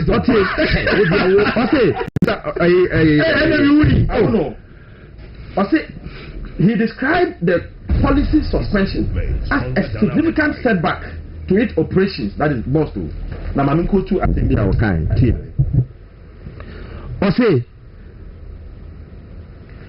Yes. The policy had some challenge. Go for Oil Initiative, which was originally designed to reduce Ghana's dependence on foreign currency for fuel import by leveraging the country's reserves. He explained that the program pause has exposed BOST to foreign exchange volatility, and it has increased import costs, and it has disrupted pricing stability in the downstream sector. I'm surprised. Because as of 2024, yes, now we were energy law class B. Na impenifo ebi wa abemu sisi kuku dam na ma hedin because energy me pese mission bebre nti na ma hedin na wo hwe contributions a obia ye na the conclusion in the class that day was that gold for oil, I want to quote, has put a control on OMCs to the extent that they are very careful on how to even increase fuel prices. Yes. That was a summary from the class. Academic discussion. Me Facebook platform just by way of keeping it in. Okay, good. Mati, Peter, you see, meanwhile, this gold for a well, not a BOG or some form of arrangement, they are not to good internationally. But the domestic one, like an engineer, name Dr. Zakari Mumini, or NDC appointee, not MPP, yes, or a deputy governor of BOG. Say, I think or number 1 and number 2 or so. Number one. Or maybe number 2. Yeah. Yes. And a Matilda number 2. Oh, yeah, sure. Matilda comes after Zakaria. No, Zakaria first. Zakaria first. Yes, Zakaria first.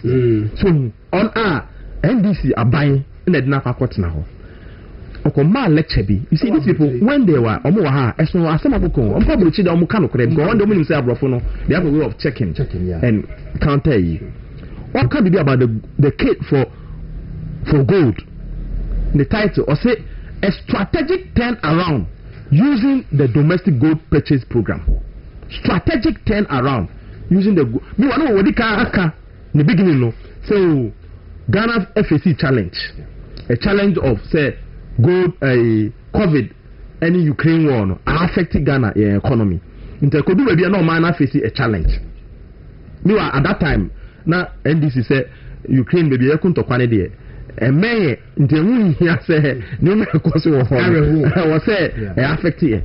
Me wa no president mama na in the past the State of the Nation address in 2014 said say ntokwa ani ahoye ye eba o man wiase nyina 2017 affected Ghana yet close to election nti o say ntokwa ekoso abrochire Ukraine no and fire ho democracy 7 kilometers Dr.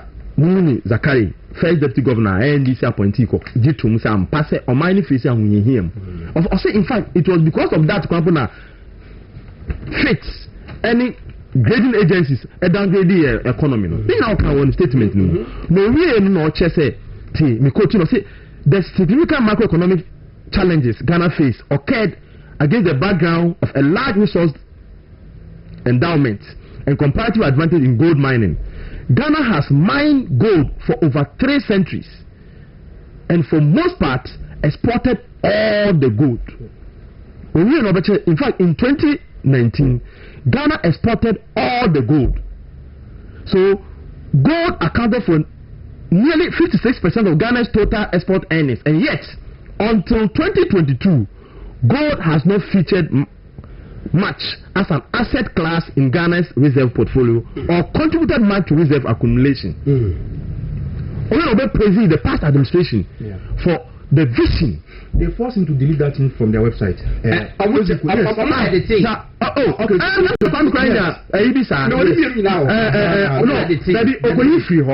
But say, I'm not for caption. Almost a sign because caption was facing Parliamentary the previous government. On their Facebook wall. Yes, who reject the law. One could delete on the mainstay of the goal for a NSA, or according to Dr. Mumuni Zakari, or say is to increase banks' gold reserves by 100% within 5 years, which at the time was 8.74 tons. Mentioned here, and indeed, Oriana Obe confirmed say by the time NPP are buying the free power now a jump to 30.4 or 30.8 tons. Or to him, no, a policy or say a buying a shepherd, no protected, and so now only that abundance. So, I don't know, almost no. And I was there. Sorry to sorry to cut you. I am a volunteer, as I say. Obi, a month of business, now didn't know your good over. Now, must say, see, you know, any more time. No, I was here to meet Tracer. Yeah, MPP yet a cocoa bataya.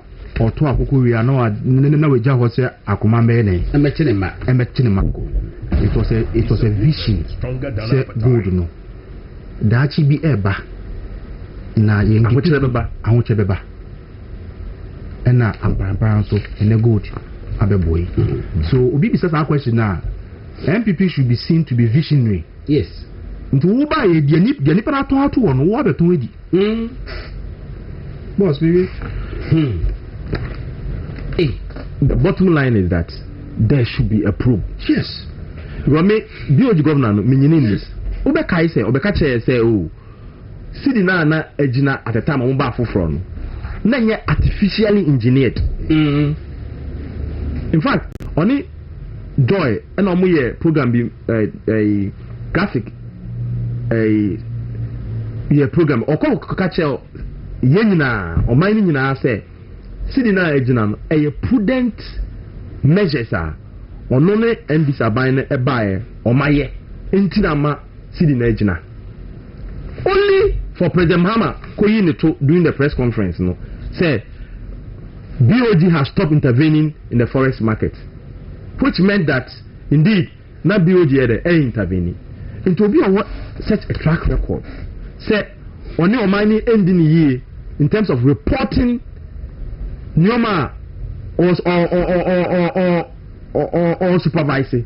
Then a chair said the reports Abba say Wakoton BB ebi say 22 me or you say 18 no no kwese sample na why nipa kwa ben no okoton man na say okay say no say almost akoton on got free here. That is it. Questions. It is possible say the same people are omoton man omo no oma betmasa akoton free omo but okoton na what man provide in the out here no ya tell say baby omoton gold no koye no were they having a buyback clause ye pese hu omo adwene say baby omoton gold no koye say buyback clause bi o man na say ade amosusu ma plan say mo be ton san to back bi na ma to ade na ma na ma sada say ba message ba be to free wo ba boss unim say ade ba kwa ya adwin ba so ye ni unim say gold board any Bank of Ghana IMF report I buy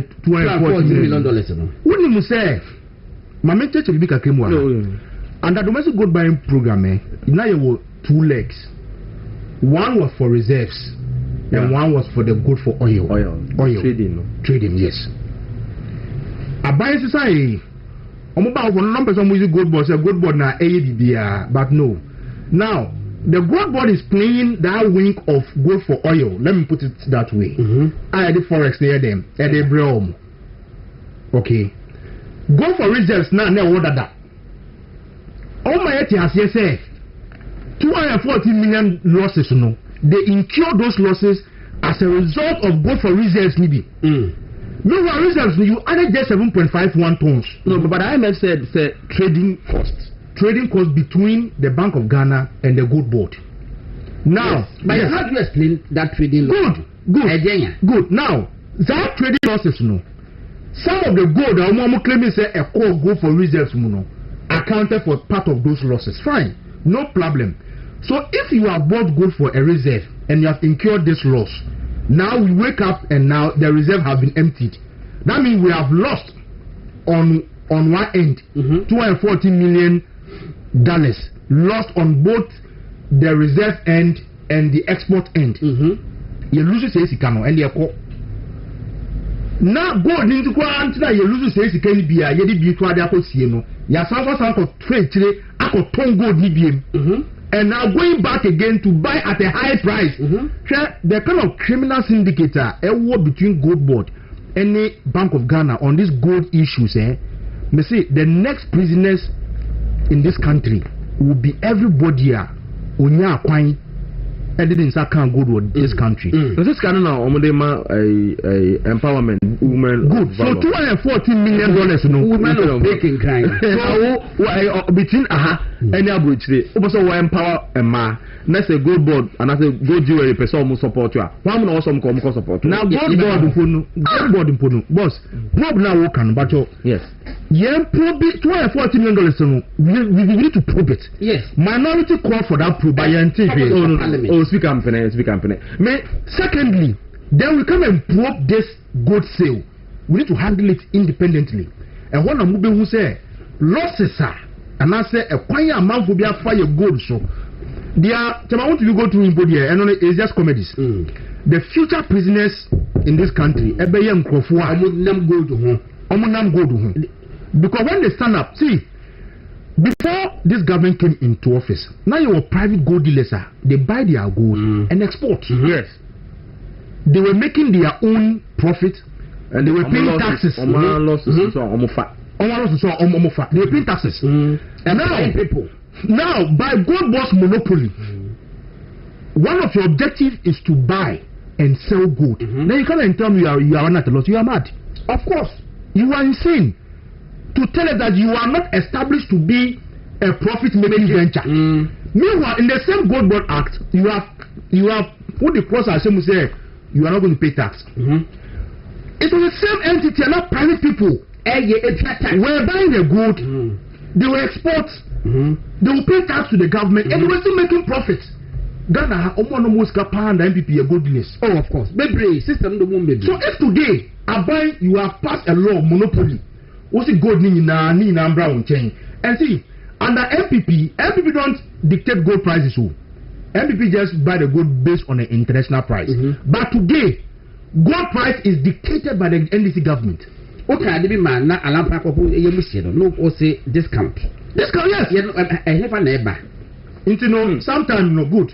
I have even called the attention of our parliamentarians. Yes. Say the bonus and discount system are good board implemented. It should not be at their discretion. Okay. They can still the state a lot there. One.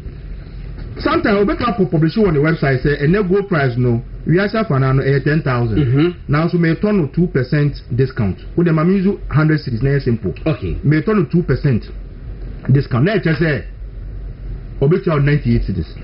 Okay. Good 100 cities and there. Now so me 100 cities. Yes. Now because discount means that when they write it at a discount of this, they immediately are taking that money. And the official release that MPP issue here about the issue in November 23, 2022 say here to go from small scale sector. It was stated that at no discount. But maybe and prior 214 million a loss in the buy. Argumented my advance and say to prevent smuggling of gold in gold ball quite this kind of crack so that is how I understood the smoke of what crack at the two crab and I said that one a lot of explanation. So you see, when we start talking about the price, then they brought about a bonus system. So there is a difference between discount and bonus. Discount and bonus per their system. Bonus they say ministerial way international price no and then be good ni say. But you see, it's a poster card to steal. In the sense, if you are running a bonus system, run your bonus system. If you are running a discount system, run a discount system. Senior, my question. Can I say gold price near 100 Ghana cedis? No, say or turn at a discount of maybe 2%, or turn at a discount, meaning a 98 cedis, right? But to bet markers, so the bonus in be count by 5 cedis. Now, quite 103 and can be so. It can be so, but do you know something? That is where they are manipulating the exchange rate. Okay. So gold in common is hinged on the exchange rate. Also, yes, because Oko on the website one now. They quote the gold price per day. Let me check whether if I have time. They quote the international price, which is quoted in dollars. Then they quote the country like the exchange rate. They quote it. Then they convert that money into cedis on their site into cedis. Then we have the local balance pound. You know when you go to the good money pound. Mathematically, 1 ounce on the international market is made up of 4 local Ghanaian pound, which means that if they quote a price of 4,000 cedis per ounce, by simple means, Ghana's pound will be 1,000 cedi what per pound, just for the local mining guys to understand. So when they quote that money, that's a discount. Normally they quote 2%. It means that on that day, gold price no 1,000 per pound. Now you 1,000, you need 2% a day. So we are going to pay you 980. Then occasionally they'll be there now. Then they will bring something like bonus, and they bring those in when they are not getting the gold. But my year analysis will bring and we said the exchange rate today is not even. In fact, it is an artificial. I mean, I have to say, pound crowd. It's an artificial exchange rate. Yes. The real gold trading in Ghana is going on behind this exchange rate, which is way above. And so I'm only say gold, no. I was so pound, let's say at 12. But on the website, no, about exchange rate 10. Using the Bank of Ghana. Using Bank of. So it is a very complicated architecture. Do you think Ghana Yosika a compendium of lies and nebulous Ghana in an amalgamated event? Do you think we have money here? You say you talk good. You check among Pusika Sakeke. No. On this KBR, why any models? The money are all sitting within what the man was supposed to get. So the bonus and the discount system need to be regulated by law. And because so they say Ghana government should establish an independent price fixing committee for gold. That committee, say, they will have the power now to monitor the commodity prices. That's the gold. And every day, like commodity exchange, fix the Ghana and the gold. At the end of every business day, the next day they have to report to Ghana. Say, and right yet to gold say, almost me bottom because we are tracking. And now me know say gold board. This is on quarter now, but no catch the gold in a matter. But only say, won't mean tracking. So getting a committee to be tracking every day, you see, they be and they okay. So the minister me quite decided on commoda. Maybe say one a set price for gold now. Oh Ghana, good. And one a set price now. Good board. One good board. Good board. Hey, yes. What you say? He has simplified it. So all this set price. Set price. No at all. No at all. Oh, yes, my boka. Oh, yours, my boka. And then my bottom no. So that discount no. We need to understand. And then go send our toy. God no. I think Article 257, right? 6. The minerals of this guy. Lawyer, big problem. Yes, 257. In fact, clause 6 and they say all natural resources are vested in the president. And he holds it in trust for the people of Ghana. And go bia or bia beto krumano. Ghana for the. And tax bia because only MPP had 1.5 withholding tax. That was our good issue. But then minus because someone to me tax for Munche at the gate.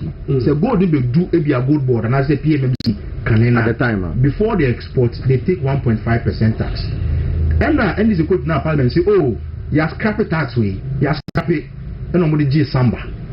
Almost can't be and I'm going to pass a gold board act. It's a gold board won't pay taxes.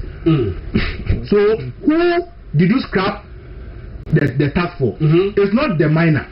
You scrap the tax for yourself. For yourself. Oh yeah, now you have passed back door and now charging 2%. Tell you. So 1.5 million.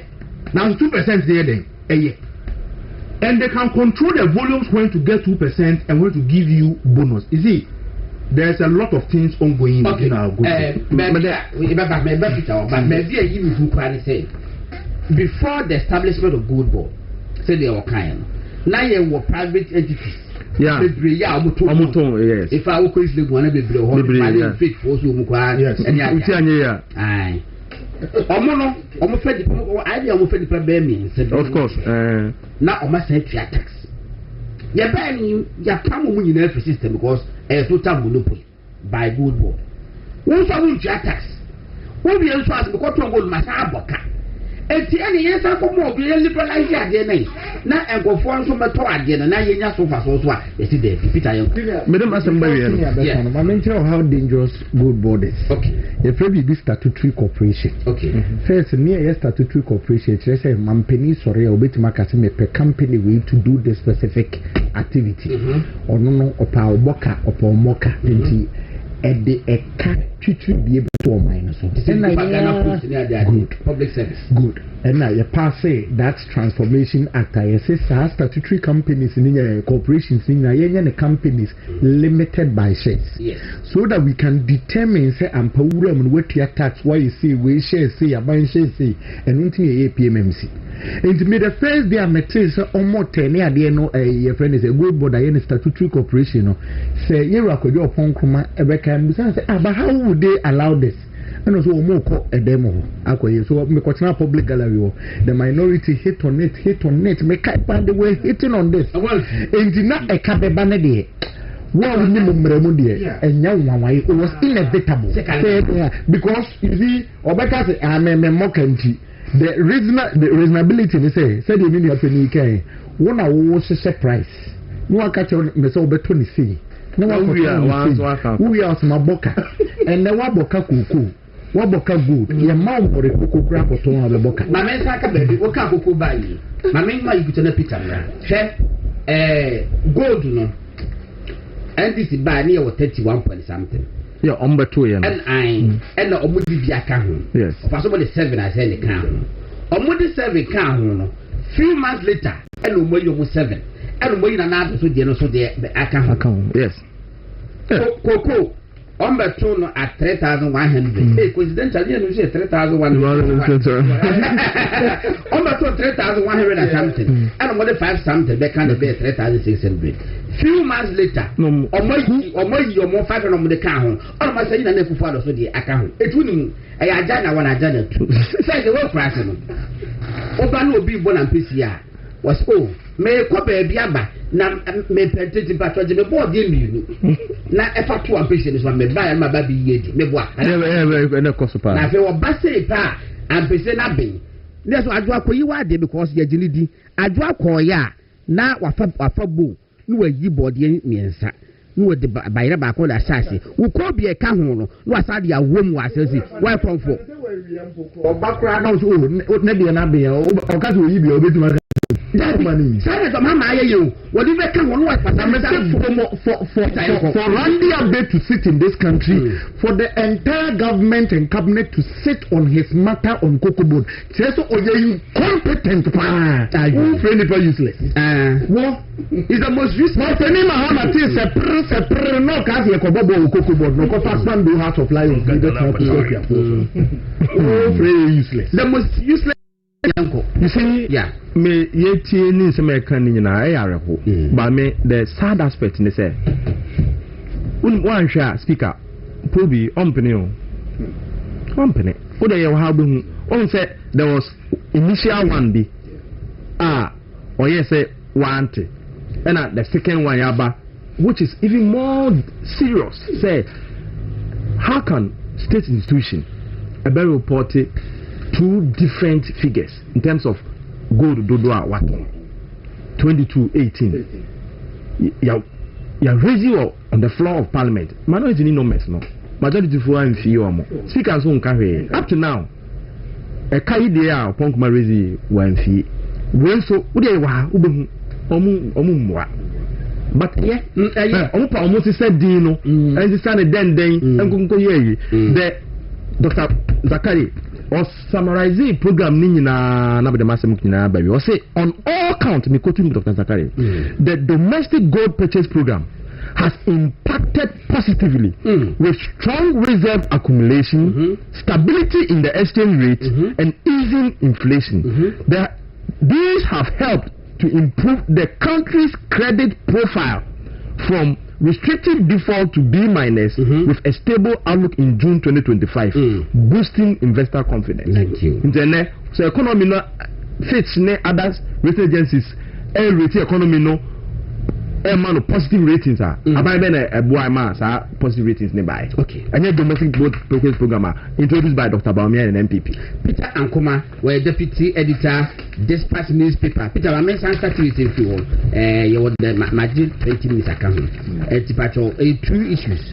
A black one, some Kefa Ghana, ISIS, America for Bombo, Nigeria. A black one, Ghana, say, how can a Chatham House, UK say, Ghana and Nigeria for any kaboom. Questions be brave, Nigeria for be UCSP, America for be UCSP, and soldier for Koyana, a deba de support Benedict Maye. A big bus, I say, a brand and Nekufa, Asia, American security chiefs.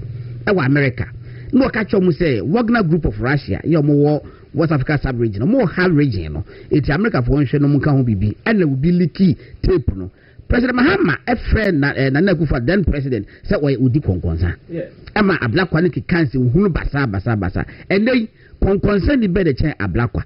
Yes, I concern could put the Susus or so, baby, you be in Hong Kong, and a ura, as also know, a bonko for his patrol, Tidobeti for the uncle.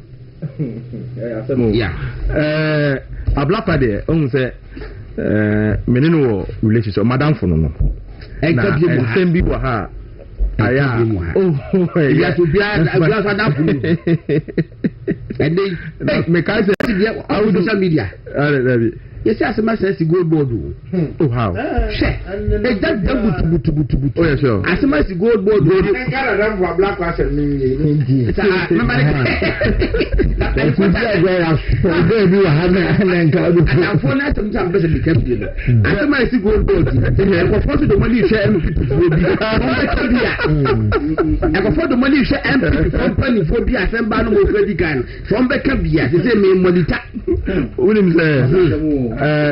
Editor of Custodian story about Black properties East Legon. At the time now Black taking on MPP Penphobia no more properties any other. Any account you near there. And Oceano no Obisans. Now editor because many President Kufa don't now what's so mupai your friend why what about that your friend now can na Kufa no odi yon ko wiase o wa de for cha o promise na o ya nti o eno de e me drink kakra put me to oh nyese me next one to aso me kan mun to bu na mun tie ni ya me chere of course it was on diplomatic.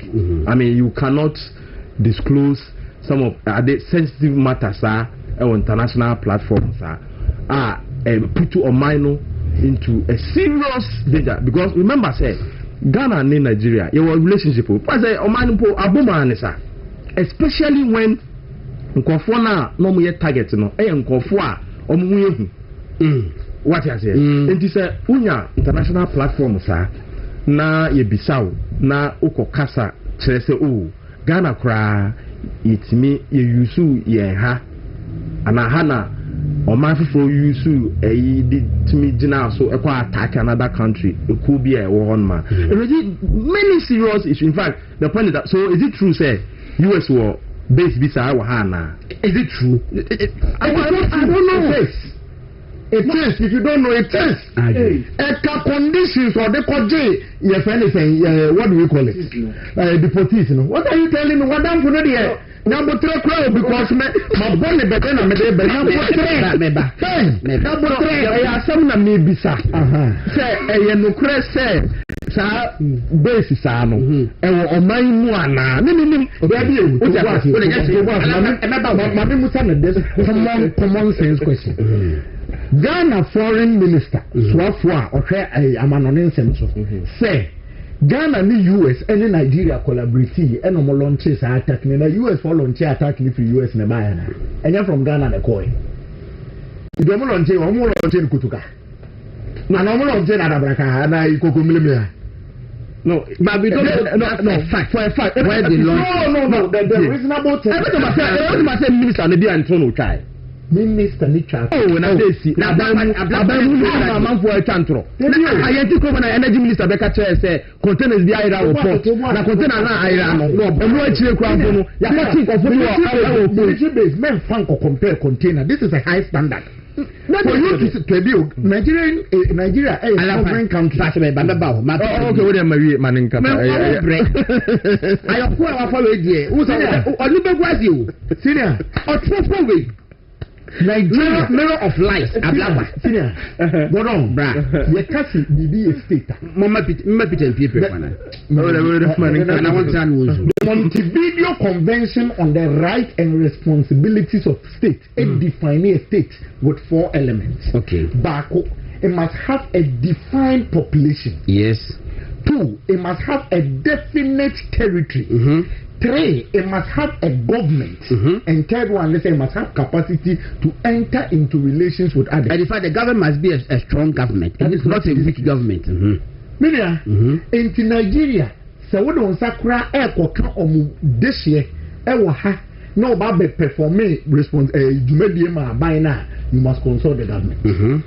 Sovereignty, and to see a bit man launch a bomb and a bomb from Kurobiso Akotrim Kurobiso.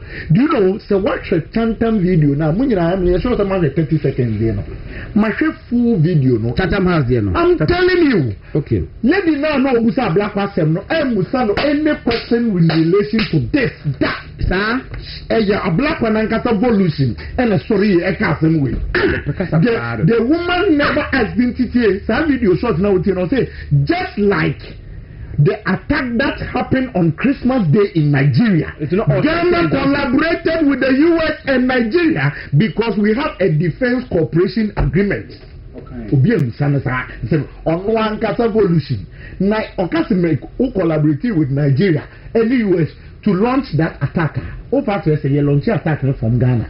You can only launch this attack from a military base. You will come on MPP can say a US embassy military base. You will na idisu. Hey, and some kika. O kasaya ni a black o kasaya so mo mpene inti e be na military base back home.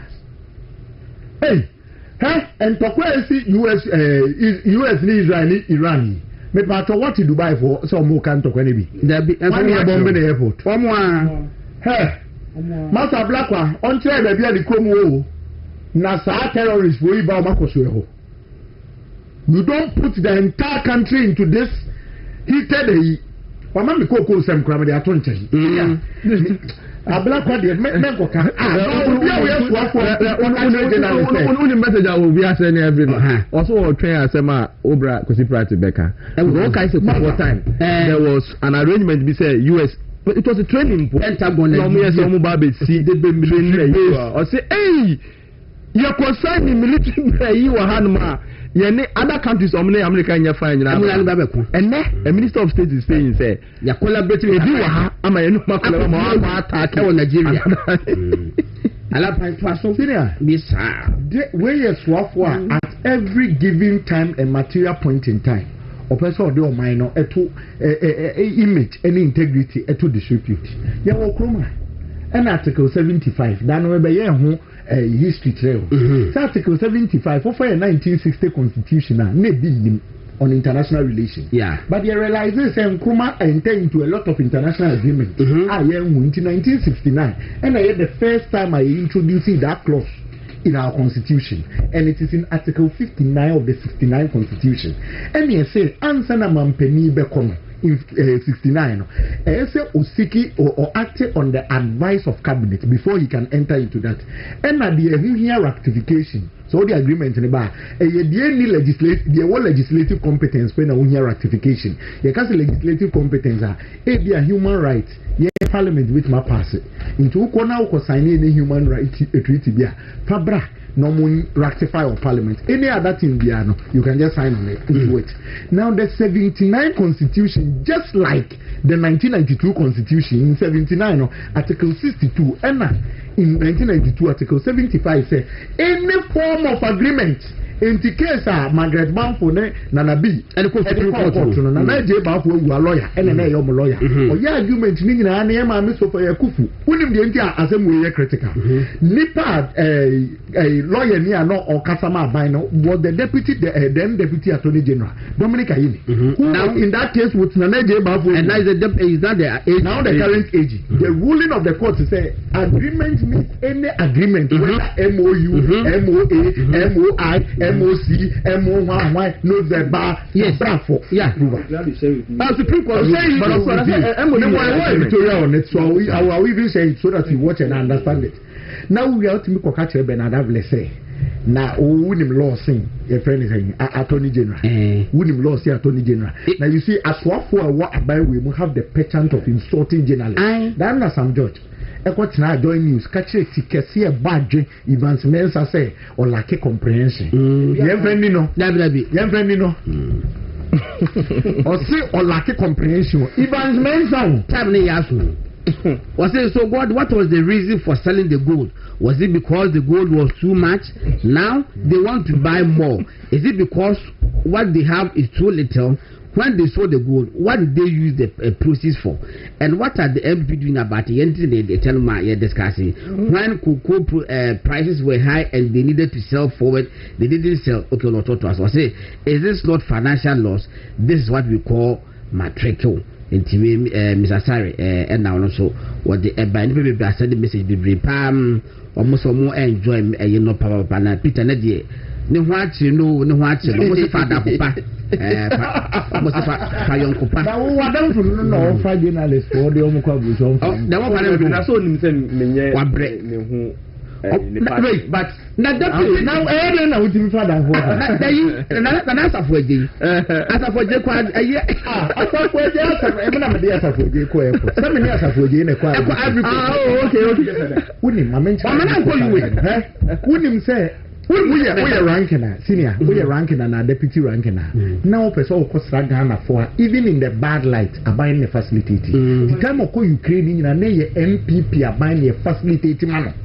enti ye ko no ne frɛ no ye kwa Ivory Coast ne frɛ no eni ni di nkomo se o ba ha se na wo that ana o ka kire say ye be ko no na airport we for ye friend say embassy for omo frɛ embassy for frɛ ampa senior ye do Ivory Coast Wednesday we say chiri you do or no obi any ho and I'm catching the case upon say you be do ko in fact by road Safueje nya that assurance on baby share na Safueje ma me cancel hotel bookings and so boss in fact can to cancel and e ko pay hotel die nti anadwo na me nam kroma Ivory me ne ye so French the women's organizer or me bon abaso pa mama beki woni ne e ko pay car now who be drive it from Abidjan Akobunkoro why 11 good hours yes the good thing is a fine year ni nyaka najo masa me say your friend we your friend is saying embassy sara man fie any e call nti nya ye video ni nyina wie no any e kai hu say bono regional youth organizer Nini apeni Razak ko organizer me tie chipa nini ya ena ye ho regional minister bunu regional minister any a friend no so onu kura kwa information see about on nam kwant na zo chief aduma na asi ye didi zebu na o say fa nti omra no so onti me meto yi no ni edi nkomo nti o na friend embassy ni say na mon ko fo aba ha ye ko onim say embassy no munsi bongoro omunsi bongoro no munsi ho bebe na kana mo ko ye when ablakwa ko yes nti afede me say ade etin no ana bla so ko ho nwumre embassy for ne frey ye wey o mo ye sorry ye wey ndi eni o mo din komo na so ya tra ye friend say border ewo ye friend say airport o mo say o mo be so mo ba si your time na Safueje say there be ni ja de ni gu mo papa ma me ne ye ni pabo ne sem ni bi no ablakwa ti ye ba ye no ye wo ho na say o mo call ye friend say onga United UN General Assembly na ranking yere Abuja post Safueje na nko Monday anopa was a day say Saturday anopa refi was one fine morning as Safueje frame da bia otu kwan me na me je na kan de ko because onya kope sa period ni nyina sa aka akase re media yeah na me ko je kai me je kai me dini si wa na me besen kwa denta me te do me ti ade na bi so bra me ba mami wie me di kodu adenta Safueje se me mra na me say na dai mo change time no we could do what do you know the certain or say it's a movement stronger than appetite nipa minu parliament nipa bene form parliament anya majority and minority but we years Safueje every mu say obit ma sponsor yewura papa ya boje say Okobanda point any clerk no so on the best for about church or when waduma that's me wa somebody the pay dey mama no ena me catch Safueje say o mpa won asema papa dey me ye ema ma me no fanko because enya nto a enya nto ablakwa so unya je pay dey no na wan kwa oba betra the one who is complaining that he didn't go to the or for 8 good years or for 8 good years me na me catch for 8 one message but wrap up 1 minute yanko but Safueje dey hard you say one man ankwa America no what is say so local flight be o man mfuru bi I didn't I did the passport I didn't card I say man mfuru local oh how so Kwame die rough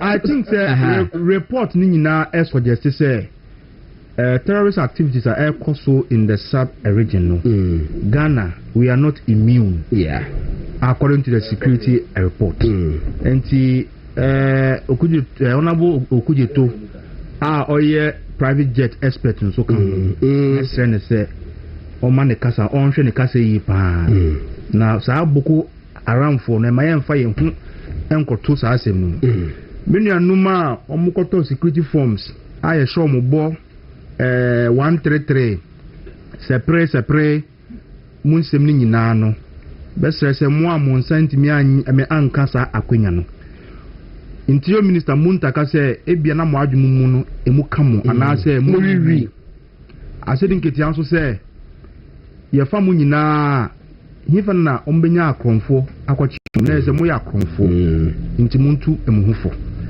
for gold dredie ne deɛ ɛbɛrania to the elections na mefa akonya we so akyerɛ Ghanafoɔ sɛ egudie a aban bi tɔde to hɔ no aban bi bae watɔn deɛ ɔsan so ɛtɔn so no ɔse wabɔka deɛ yɛsan kɔtɔn so de abɛhyɛ mu bi mu no Ghana bɛbɔka $1.2 billion na ɛnyɛ kana Ghana ɛbɔ sɛ sika no ɛhyɛ wotum amanfoɔ kotokum nanso yɛse wo a yɛbɛfa wo as police ni a yɛbɛtua $3,000 per month no yɛso yɛ krɔmfo nti yɛmfa wo medam ase mesme da se wisdom edem gomashi akala pato fa you to so just kodua picture you fly to media ma say join the NPP today it's the online registration na wa o ma simplify no 10 simple steps in the it's end of all was say visit portal ni member.newpatrioticparty.org no wa click